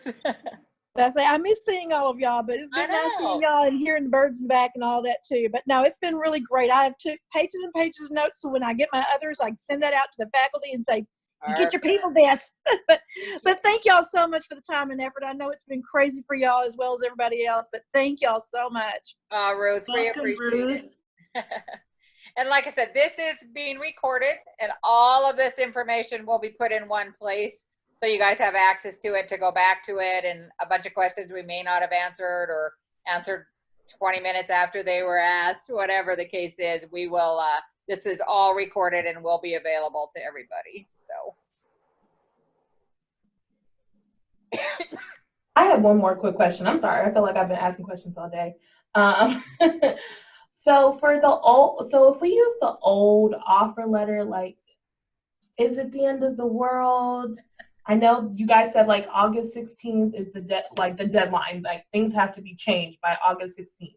So if I use the offer letter and like send it back to you guys, is that terrible? No, so to ease your mind, the offer letter, if you could start using the new one now, that's fine. but since you've already sent all the offer letters, it's fine. The actual offer letter and the new onboarding doesn't start until October 15th. So Okay. we don't need to go back and redo that. The onboarding link is still active. That new offer letter is really in conjunction with the new onboarding. We're just trying to get everybody used to filling out that information now. So no, you do not have to go back and redo any offer letters. That onboarding link is still active, and then it'll be cut off October 15th. So you're all right. Okay, thank you so much. You're welcome.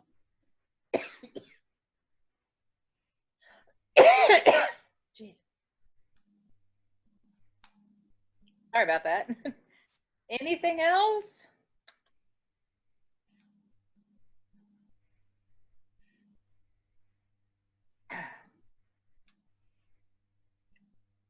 Hannah, did we get them all answered, I think? I think so. I tried to not take down any duplicates, so we're just repeating the same thing here, but I think we got everything from the questions asked. I think we got it.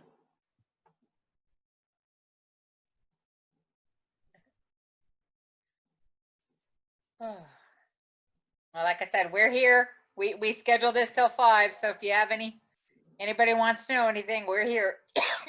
Sorry, geez, talking too much. And thank you if you're still here. If you gave feedback on the form and the fillable parts not working, we'll fix those. Thanks for test driving it.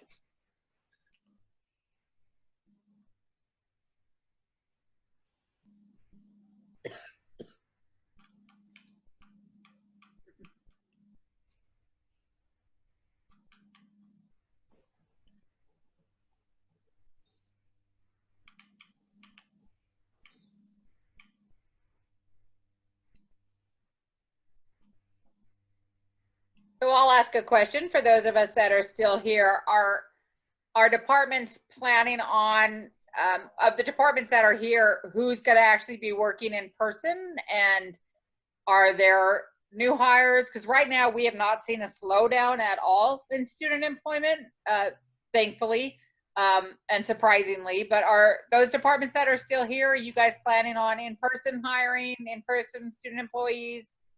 Just curious what kind of the general census is.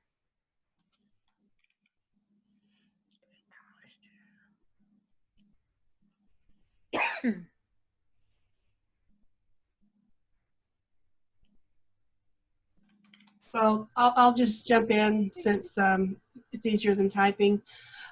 Economics, I think for our hourlies that we're going to hire for fall, we'll be doing Zoom meetings. We have a test students have to take to work in our help center. We're trying to get that set up virtually as well. And our plan is even to offer students the option of telecommuting because we are planning on virtual help centers instead of in-person help centers. Ah, very cool. To protect our workers and, you know, both as students and as employees. Yeah. So, and our office right now is only open on Thursdays on campus, but we'll be returning full-time August 10th. Okay. So. Thanks. That's our news. Thanks. So, Anna, is that who asked that question? Anna, I love that question. I would love to hear any student and worker success stories with telecommuting. One of the things that we've been creative with, I think in the Career Center, is transcribing video, just creating tons of different videos. Like our internship team recently just did one, which sounds funny, but like on how to tie a tie. And that is one of the most successfully watched videos that we've produced. And so a lot of the student employment team, student employees have been doing a lot of the transcription projects. So they go on, listen, transcribe it so that it's accessible and stuff. So that was one of the things, and they actually really ended up enjoying it. So we've had them transcribe, I don't know, 13, 14 videos at this point. Some of them very long, some like we had an etiquette dinner Q&A. We've had all of those type of things transcribed, and I think that they enjoy it as well, and it keeps them kind of active in the system and letting them have an impact on work. That's one of our things.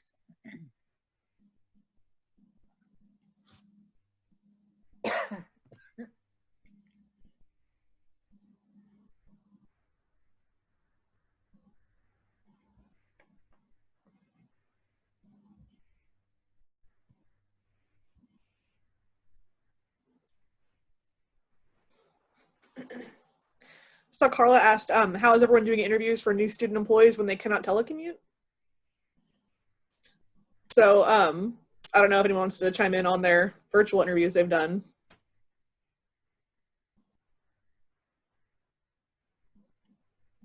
Because have y'all done any for our new student? Y'all haven't done any virtual interviews for our student employees yet, right? No, we've just done, in the past, we've actually done phone interviews. But we have yet to do a Zoom interview as well. We haven't hired anybody yet. So Kelly Chase has done Zoom. I really don't know if we're gonna be hiring for the front desk, because I can't really get a clear schedule on our front desk students, because the majority of it says remote. But from what I understand, that could go online. It could go, they have to have a set time. Even the students don't know. So I could post the job, but I kind of don't want to. I don't want to pull the trigger just yet.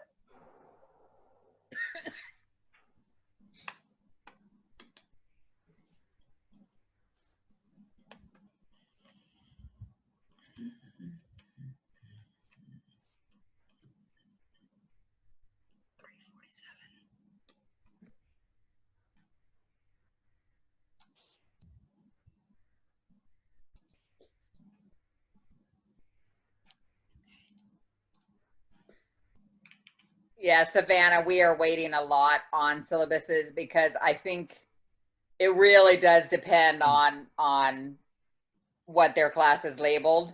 And there's a lot of confusion, I think, too, on whether they actually have to be there during that time and stuff like that. So yeah, it's going to be interesting scheduling student employees in the fall. So I'm right there with you, and any help we can, look out. We'll send out best practices and whatever we need to support everybody in this fall hiring process, because it is going to be very different. It's very full, but it is going to be very different.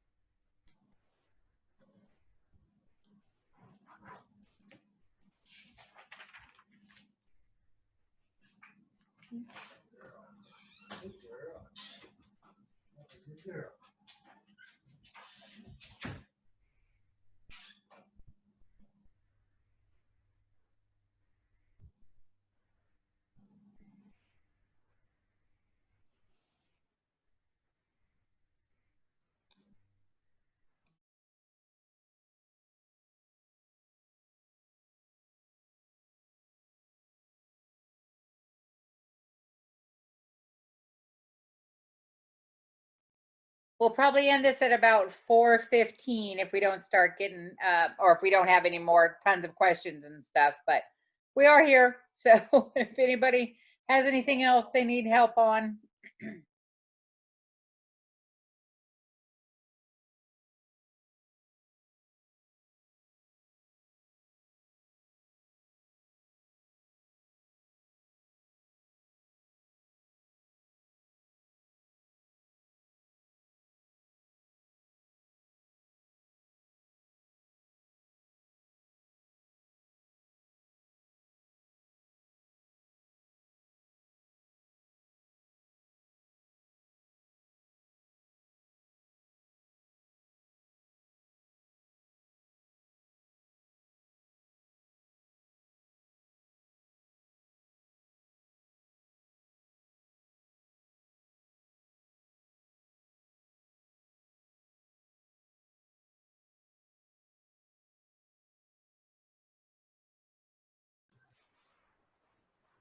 Hi, this is Lisa. I just want to say thank you for holding this. This was very informative. I appreciate all of your help. I bug Leandra to no end, so I appreciate all of your help. Don't let that go to her head, Lisa. Oh goodness. No, we appreciate, we always say we're here for the supervisors as much as they are for us and the students, and it is the biggest team on campus. So I appreciate you being here and asking some good in-depth questions, and putting up with Leandra for years. Let's put it that way. Hey, y'all done excellent training, so I'm looking for. I have to take that again. I think in next spring. So I always look forward to it because it's always informative. So hopefully face to face though. Yeah, that's what we're hoping. We are Okay. introducing, we were hoping to have it this semester, but it's not going to happen. But we are actually introducing a supervisor boot camp that goes over a lot of stuff, but it also goes into some more kind of sticky situations, like how do you tell your student employee they stink, or some kind of harder questions that maybe we face every day and we don't necessarily have, you know, the training for or whatever. So we are going to actually introduce that. It's better in person, but we're really looking forward to that. It can be anywhere from a day to a half-day program that covers almost everything you could possibly imagine. Scenarios, we have quizzes, scenarios, question and answer, breakout teams, all designed around a supervisor boot camp, so to speak. So we're looking forward to that when it could happen in person. That would be beneficial. So I will be on the lookout for more information. Yep. Thank you again. Thanks, Lisa.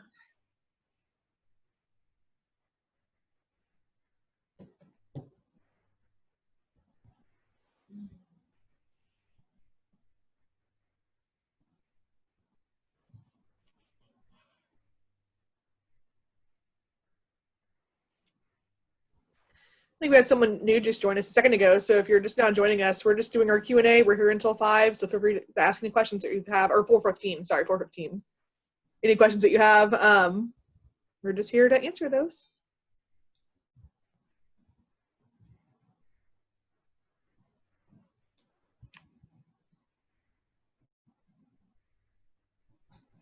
Awesome. Hi. I have a question regarding the Social Security Office and international students. So our local, from what I've seen, all of the Social Security offices in the DFW area are closed still. How's that working out with students needing to get like I-9s processed? So the I-9s, we could actually process their I-9s without a Social Security card right now. So they just need their I-20, I-94 passport. So as far as the I-9 and actually being eligible to work on campus, that's not an issue. I know Jamal was on earlier and they said that international students, they will be signing beginning August, I believe. Hannah, they had to correct me if I'm wrong. That they are working with Social Security offices to get the international students these Social Security cards. But Yes. as far as eligibility to work on campus, that's not a problem. They actually do not need that to start the I-9 process. Oh, great. So you said the I-20, the I-94, and their passport is all you guys need? Correct. Yep. Okay. Yep. Excellent. I have a question. Sure. It's regarding, we have like 2 or 3 hourly students. And I did not do a termination when all of this happened. We were just kind of waiting to see what happens as far as returning. So I haven't really done anything. So what will I need to do? Like a new EPAR, or just let them come back and just, you know, begin working, because I really didn't terminate them. No, you should. So there's kind of a 2-part answer. You should be allowed to just have them come back without even submitting a new EPAR. You may run into a problem. I would have them double check their MyUNT system and everything and make sure they show up on your timesheet verification, because the system kind of put everybody on a work break as well. If they didn't receive a check for like 2 weeks in a row or 2 pay periods in a row, they were put automatically on a work break. So you may have to submit a new EPAR. Hopefully not, but I would double check. If they're not showing up on your approved time form, then you probably have to submit a break in work or work break thing, because they were automatically put on work break. Got it. Okay, that helps. Thank you. You're welcome.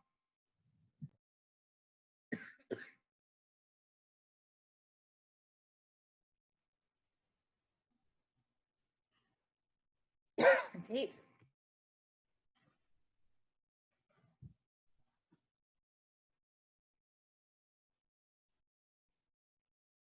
Hannah Leander, I'm going to step away for just a second.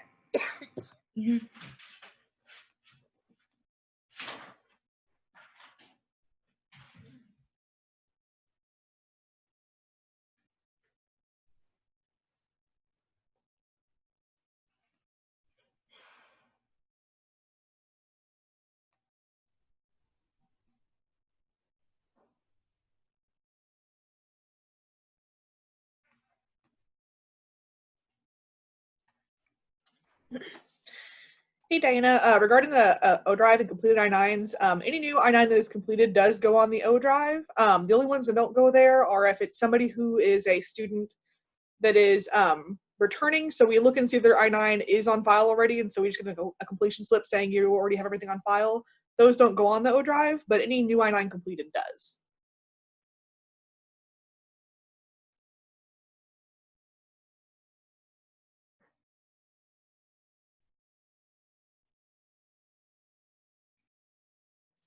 I think their turnaround time was 24 hours. It could go a little bit longer whenever we're at peak I-9 time. I know they sometimes take longer to get them turned around and put in that system.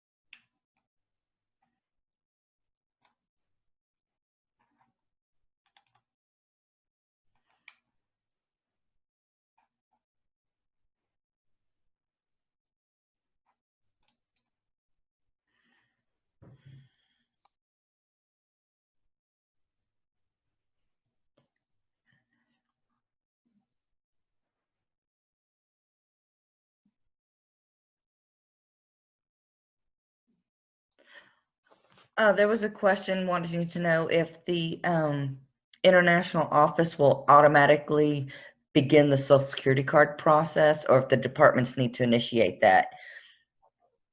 It's not an automatic process, I can tell you that. The students are the one that need to initiate it, and I think the departments need to follow up with their students. Am I right, Patricia? Correct. Yeah, at the bottom of the offer letter, even the new one is a signature, I'm sorry, is a signature for the international office if they are international students needing to get their CPT or any approval or any visa verifications or their social. So that bottom part of the offer letter has stayed the same. So it is actually up to the student to contact them. So, geez, sorry. Talk too much today. We also have that question about, is there any new info regarding federal work study students who hold a position but cannot telecommute? I guess Rhonda is not on here. I can tell you, and this is not, what I can tell you is the financial aid and upper administration is looking into what federal guidelines are for students who cannot come to campus or and work study. We don't have any die-hard rules yet or guidelines. I have heard that they are supposed to put that out by August 10th for federal work study on how to handle that if in fact students don't return to campus or pay any of that, but we don't have any answers on that yet, and I don't see Rhonda on here anymore. So I believe she's left, but I do know by August 10th they're supposed to release new information. So sorry.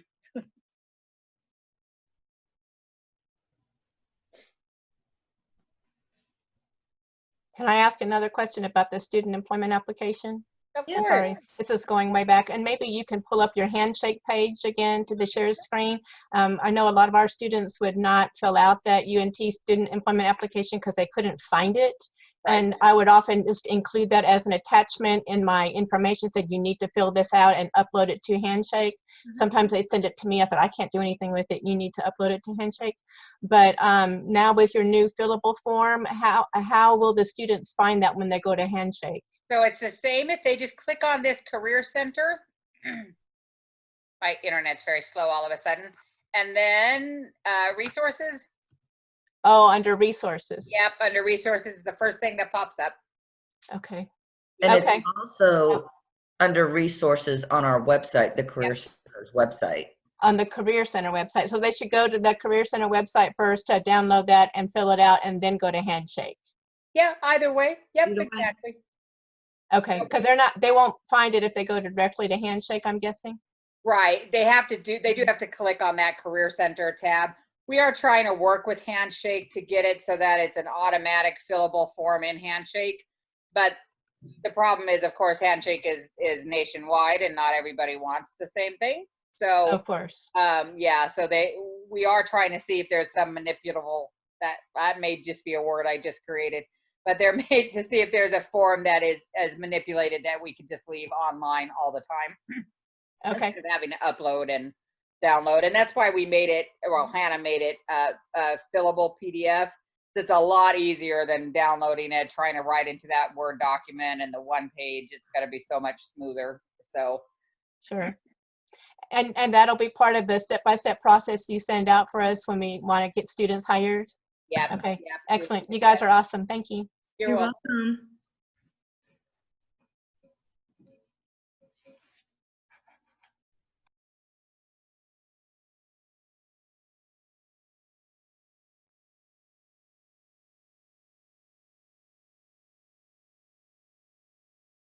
You guys have hung on for a long time.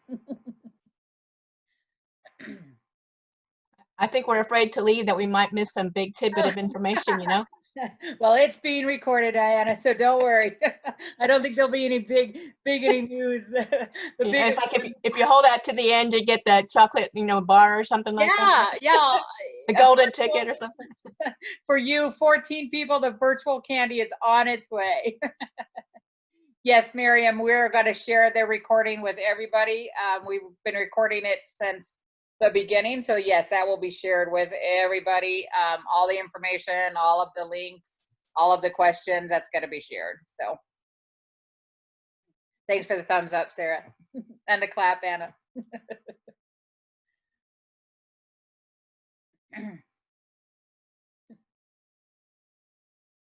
So why could I not figure out the raised hands thing earlier? I guess I don't work on Zoom enough. Is there some button I was supposed to click for people who raise their hand? Does anybody work on Zoom enough to know that? There's a button you can do to lower the hand if you hover over it.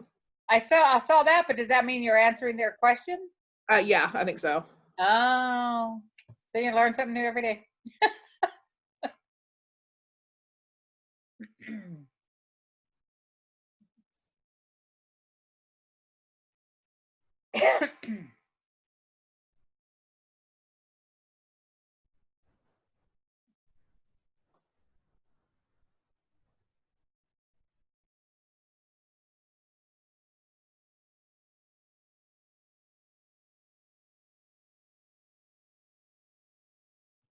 I don't know about you guys. It was such a beautiful day all up until about 2 hours ago when it got so hot again.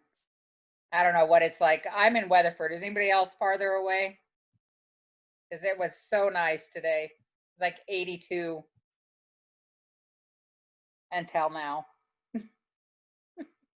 At about 1 o'clock, 1:30, it was just, was it 1:30? Yeah, 1 o'clock. I was on the front porch with the pup and there was a cool breeze, and I do mean cool, and I don't know where it came from. And I said, is there a window open somewhere? And it was like, no, it felt good. Not now. For the rain Not coming now, in, huh? right? There's supposed to rain tonight, right? Ooh, I don't know. Is it supposed to rain? Or maybe it's tomorrow. Tomorrow it's 50%. I know that. So Hi, Sarah.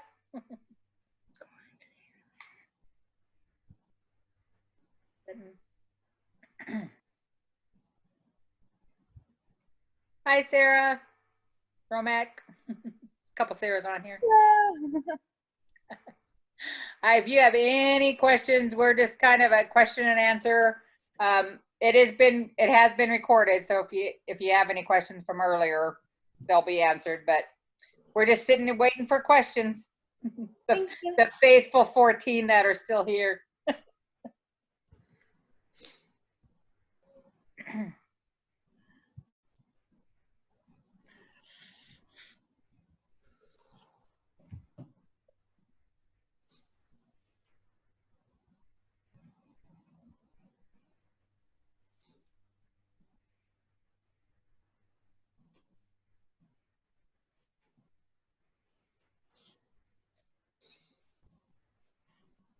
Hi, whoever just joined us.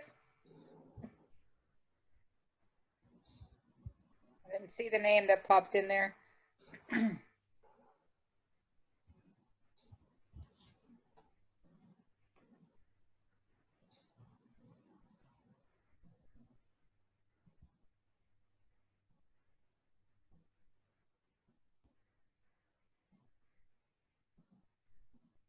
Hi, you're back.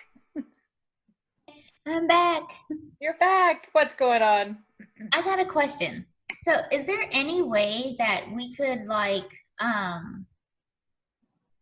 your office, if a student comes in and says that they're being hired in a salary grad position, if you guys could like not send them to us, but let them know that, oh, you should be looking out for email from academic resources. Yeah. I can try to remember that. Yeah, absolutely. Yeah, because I'm noticing a lot of confusion. Like, we get a lot of salary grads and they're like, oh, I already did it at the Career Center. They've already run a background check. And we're like, oh, no, sorry, you're going to have to do this. We do try to tell them all that they'll be getting a hire right and to coordinate with their department. But yeah, if you want to send us like a quick little write-up and contact information, we'll make sure just to have that out and available, that if there's a salaried grad student, these are your next steps. Yeah, that's not a problem at all. Okay, I'll work on that then, and I'll send that to you guys. Thank you. No problem. Yeah, my mind keeps rolling over here. Like, what else can I ask? Hey, that's all right. We're here. Awesome. Thanks.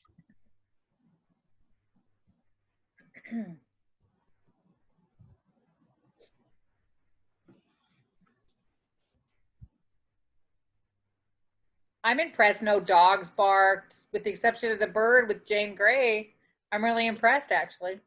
My cat tried to cruise across. And one cat. I did see that. My dog's been surprisingly very quiet. Putters had to, get her good side on the camera. My dog is quiet, but she will just dig, and there's like a blanket on the couch next to me, and so she'll just dig in it constantly, and she's not really aware of where her body is, so she like body slams me while she's digging it and nearly falls off the couch. Always good entertainment on a big zoo. Yes.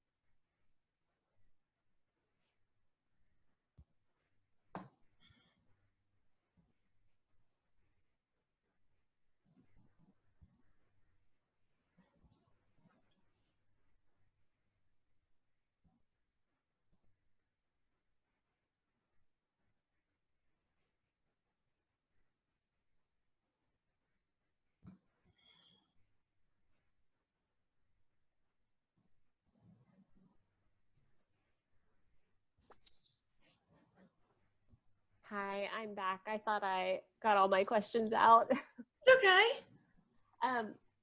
I know right now you guys are doing, I'm also sorry, I just popped in and expected nothing was happening. Are you guys in the middle of answering anything right now? Nope, nope. Okay. Go great, right great.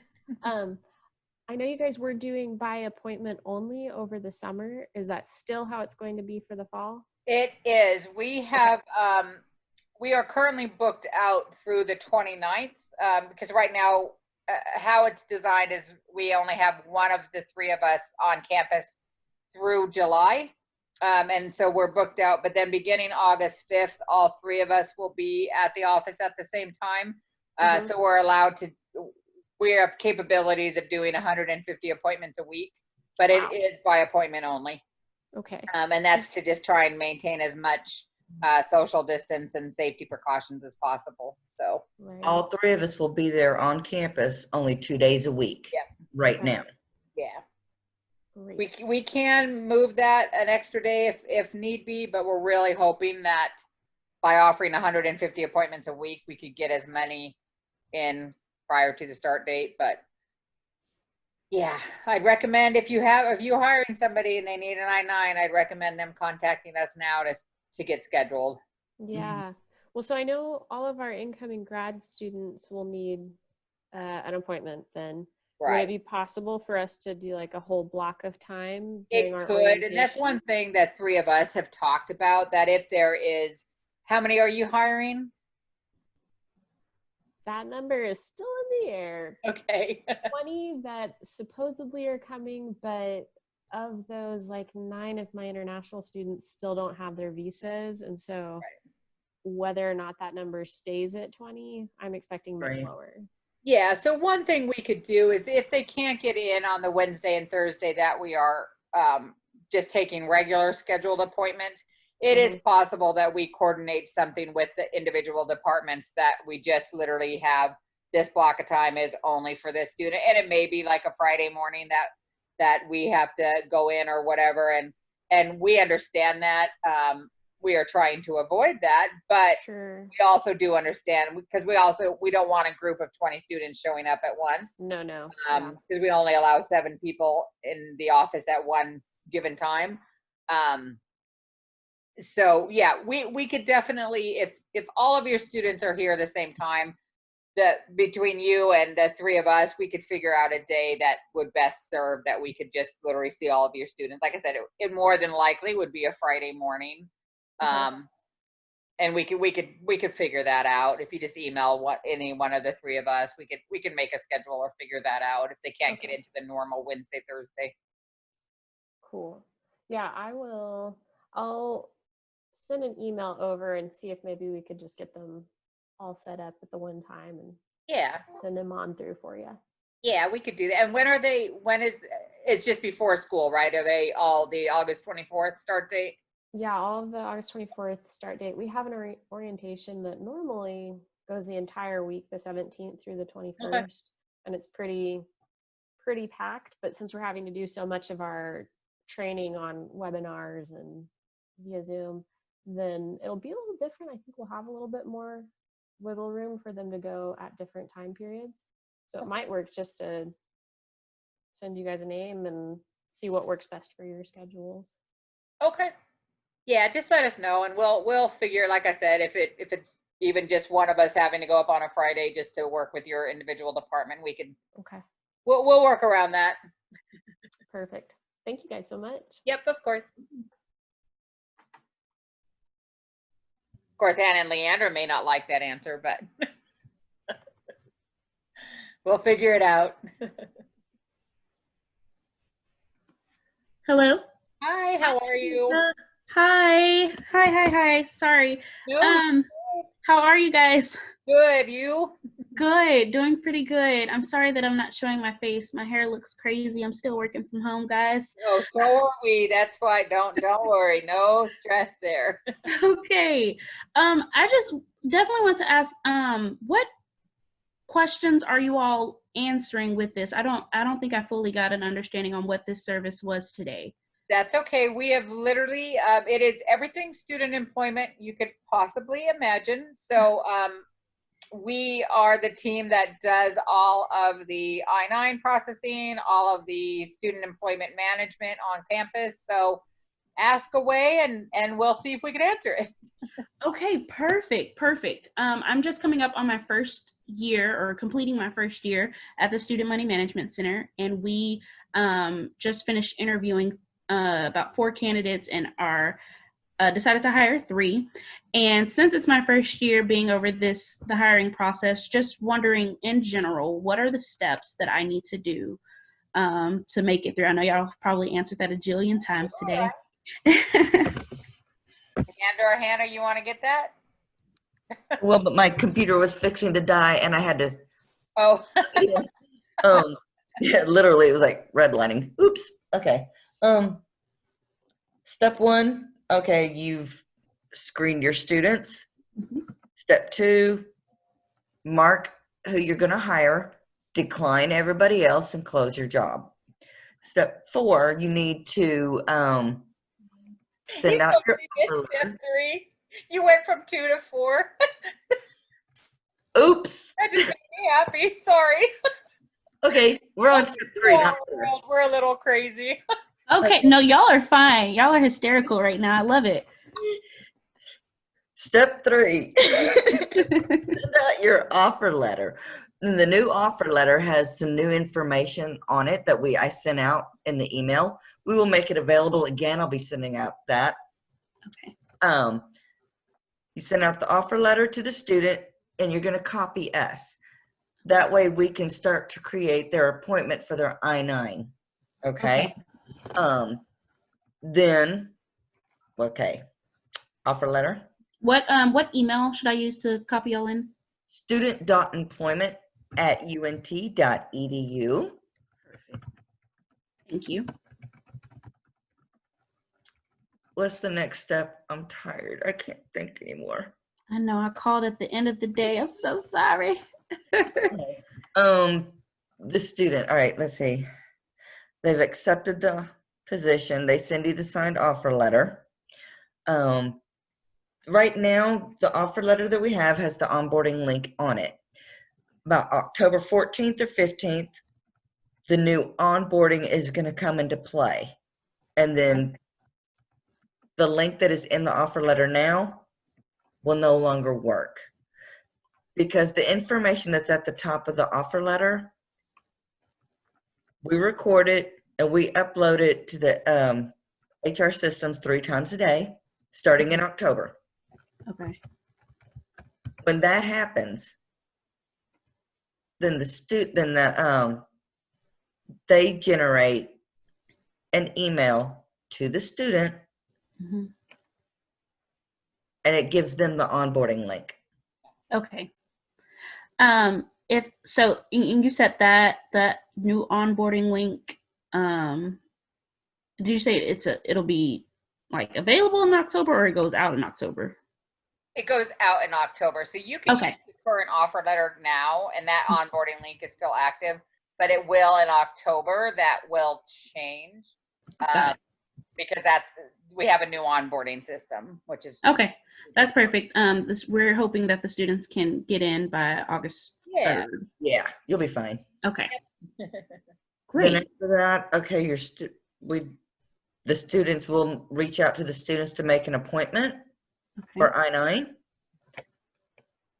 And then they'll get their I-9 processed. But after they've completed onboarding, we give them a slip of paper and they can, take a picture of it, email it, text it to you, however they want to, letting you know, hey, I've seen the Career Center and it's processed my I-9. Then after that, it's up to you to do the EPAR and get them working. Okay. So that last part, y'all will schedule them for I-9. They'll complete onboarding. And then that very last part, what was that? What was the EPAR. EPAR. That's it. Okay. Cool. Cool. Great. Yeah, we'll send out the steps and everything when we get all this recorded. Okay, marvelous. Okay, y'all made that sound so much easier than I was anticipating. I truly appreciate it. I can breathe a little bit better now, and I can send them at least some information to get them going. And we are definitely, I see another person who's new, a Maxwell, is that how you say it? You Maxwell? Sorry, I'm probably destroying it. Okay, good. That answered your question as well. Honestly, the three of us are here literally anytime you need. I like to say we are probably some of the best customer service because we really try to answer questions and emails within a 24-hour period. A lot of times it's within an hour. But honestly, if you have any questions about supervising processes, anything like that, please just reach out to any of the three of us because we've been doing this side of things for a while now and pretty much have almost seen everything there is possible as far as student employment goes. So any questions, if it's your first time supervising, that is my 430 language. Supervising and or hiring, just any of the three of us will be able to walk you through. We could do, you know, private Zoom sessions to help you, whatever you guys need. We're definitely here for you. Okay, thank you guys so much. I really appreciate it. I'm gonna get some emails together and send them over to the students. And I think I did receive that that new offer letter already. Okay. So I'm gonna attach that. And if I have any more questions, I'll reach out. All right, sounds good. Thank you. Thank you. Have a great day. You too. Bye-bye. Bye-bye.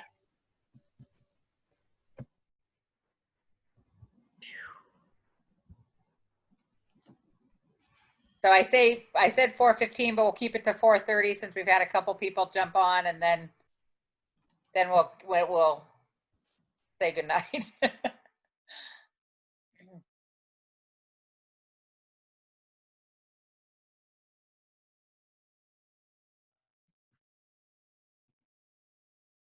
Thanks, Amy. You too.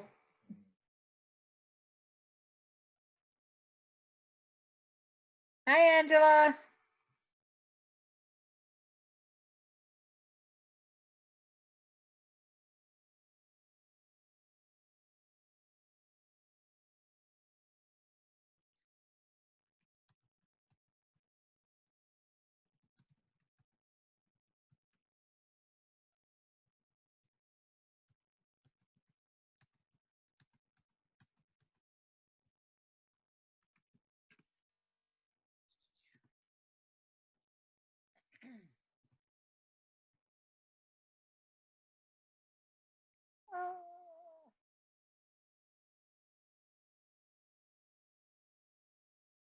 I lied. Let me find the offer letter. Hold on. I said I attached it, but then I didn't have it right on the top of my screen anymore. So I will attach it to the chat. Hannah, do you have the offer letter up by chance? The new one? I closed it. Me too. Hold on. I'll find it. I'll just attach it.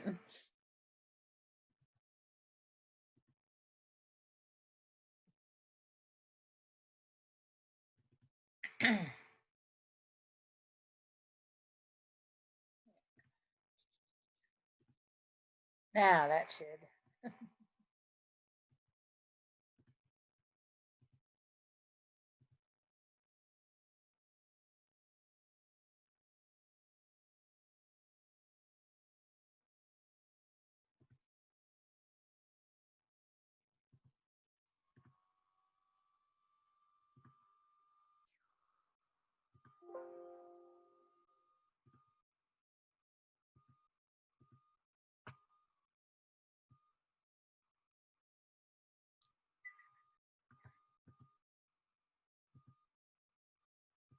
There you go. I've attached the new offer letter to the chat.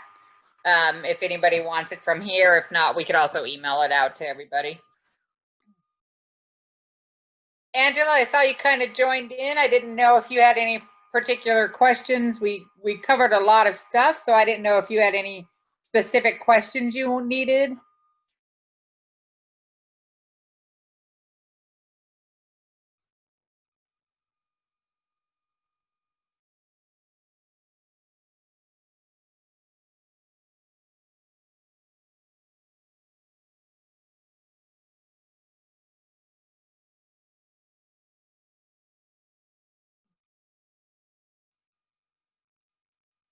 Yeah, yep, we're gonna post the recording.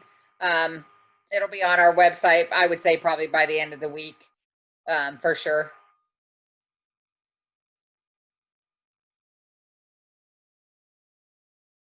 You're welcome.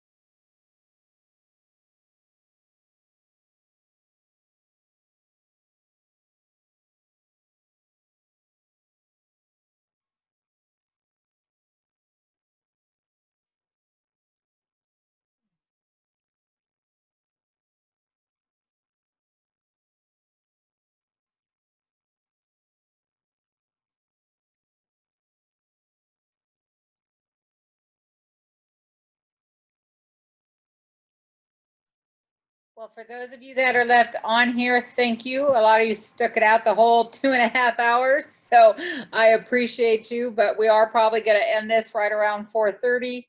Again, it will be posted hopefully by the end of the week on our website, as well as we could send out, we're going to get all of the questions together and all of the answers and probably send out with the newsletter some kind of wrap up of the whole session. But if you have any final questions or anything like that, if not, I'm gonna end the meeting. Awesome. Thank you guys so much. Appreciate it. It was very helpful. Thank you. Have a good day. You too. Hannah, can you save the chat? It should. Can we save it? I think it should be able to be exported. The thing is since it kicked me out of the VPN earlier, it kicked me out of the Zoom meeting and lost half the chat. So I could copy and paste it, but I wouldn't be able to get all of it. Let me save it.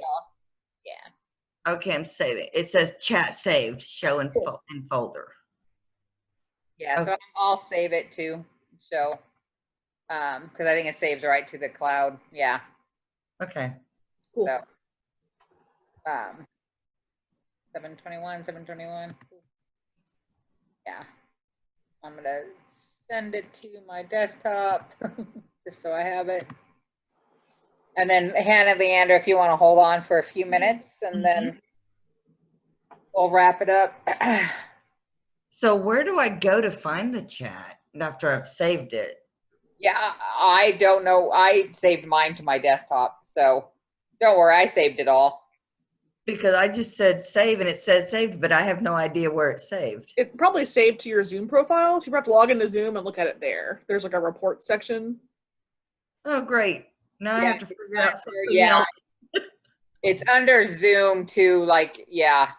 And if you go to your PC and then Zoom, it's under there.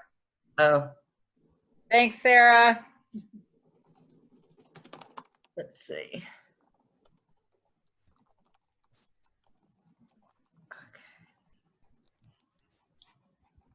Go to your PC, go to Zoom. Yeah.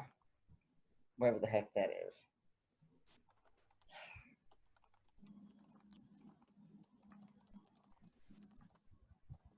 All right, guys, I'm going to end this and I'll call you right back. Okay. All righty. All right. Thanks, everyone. Thank you. Bye-bye.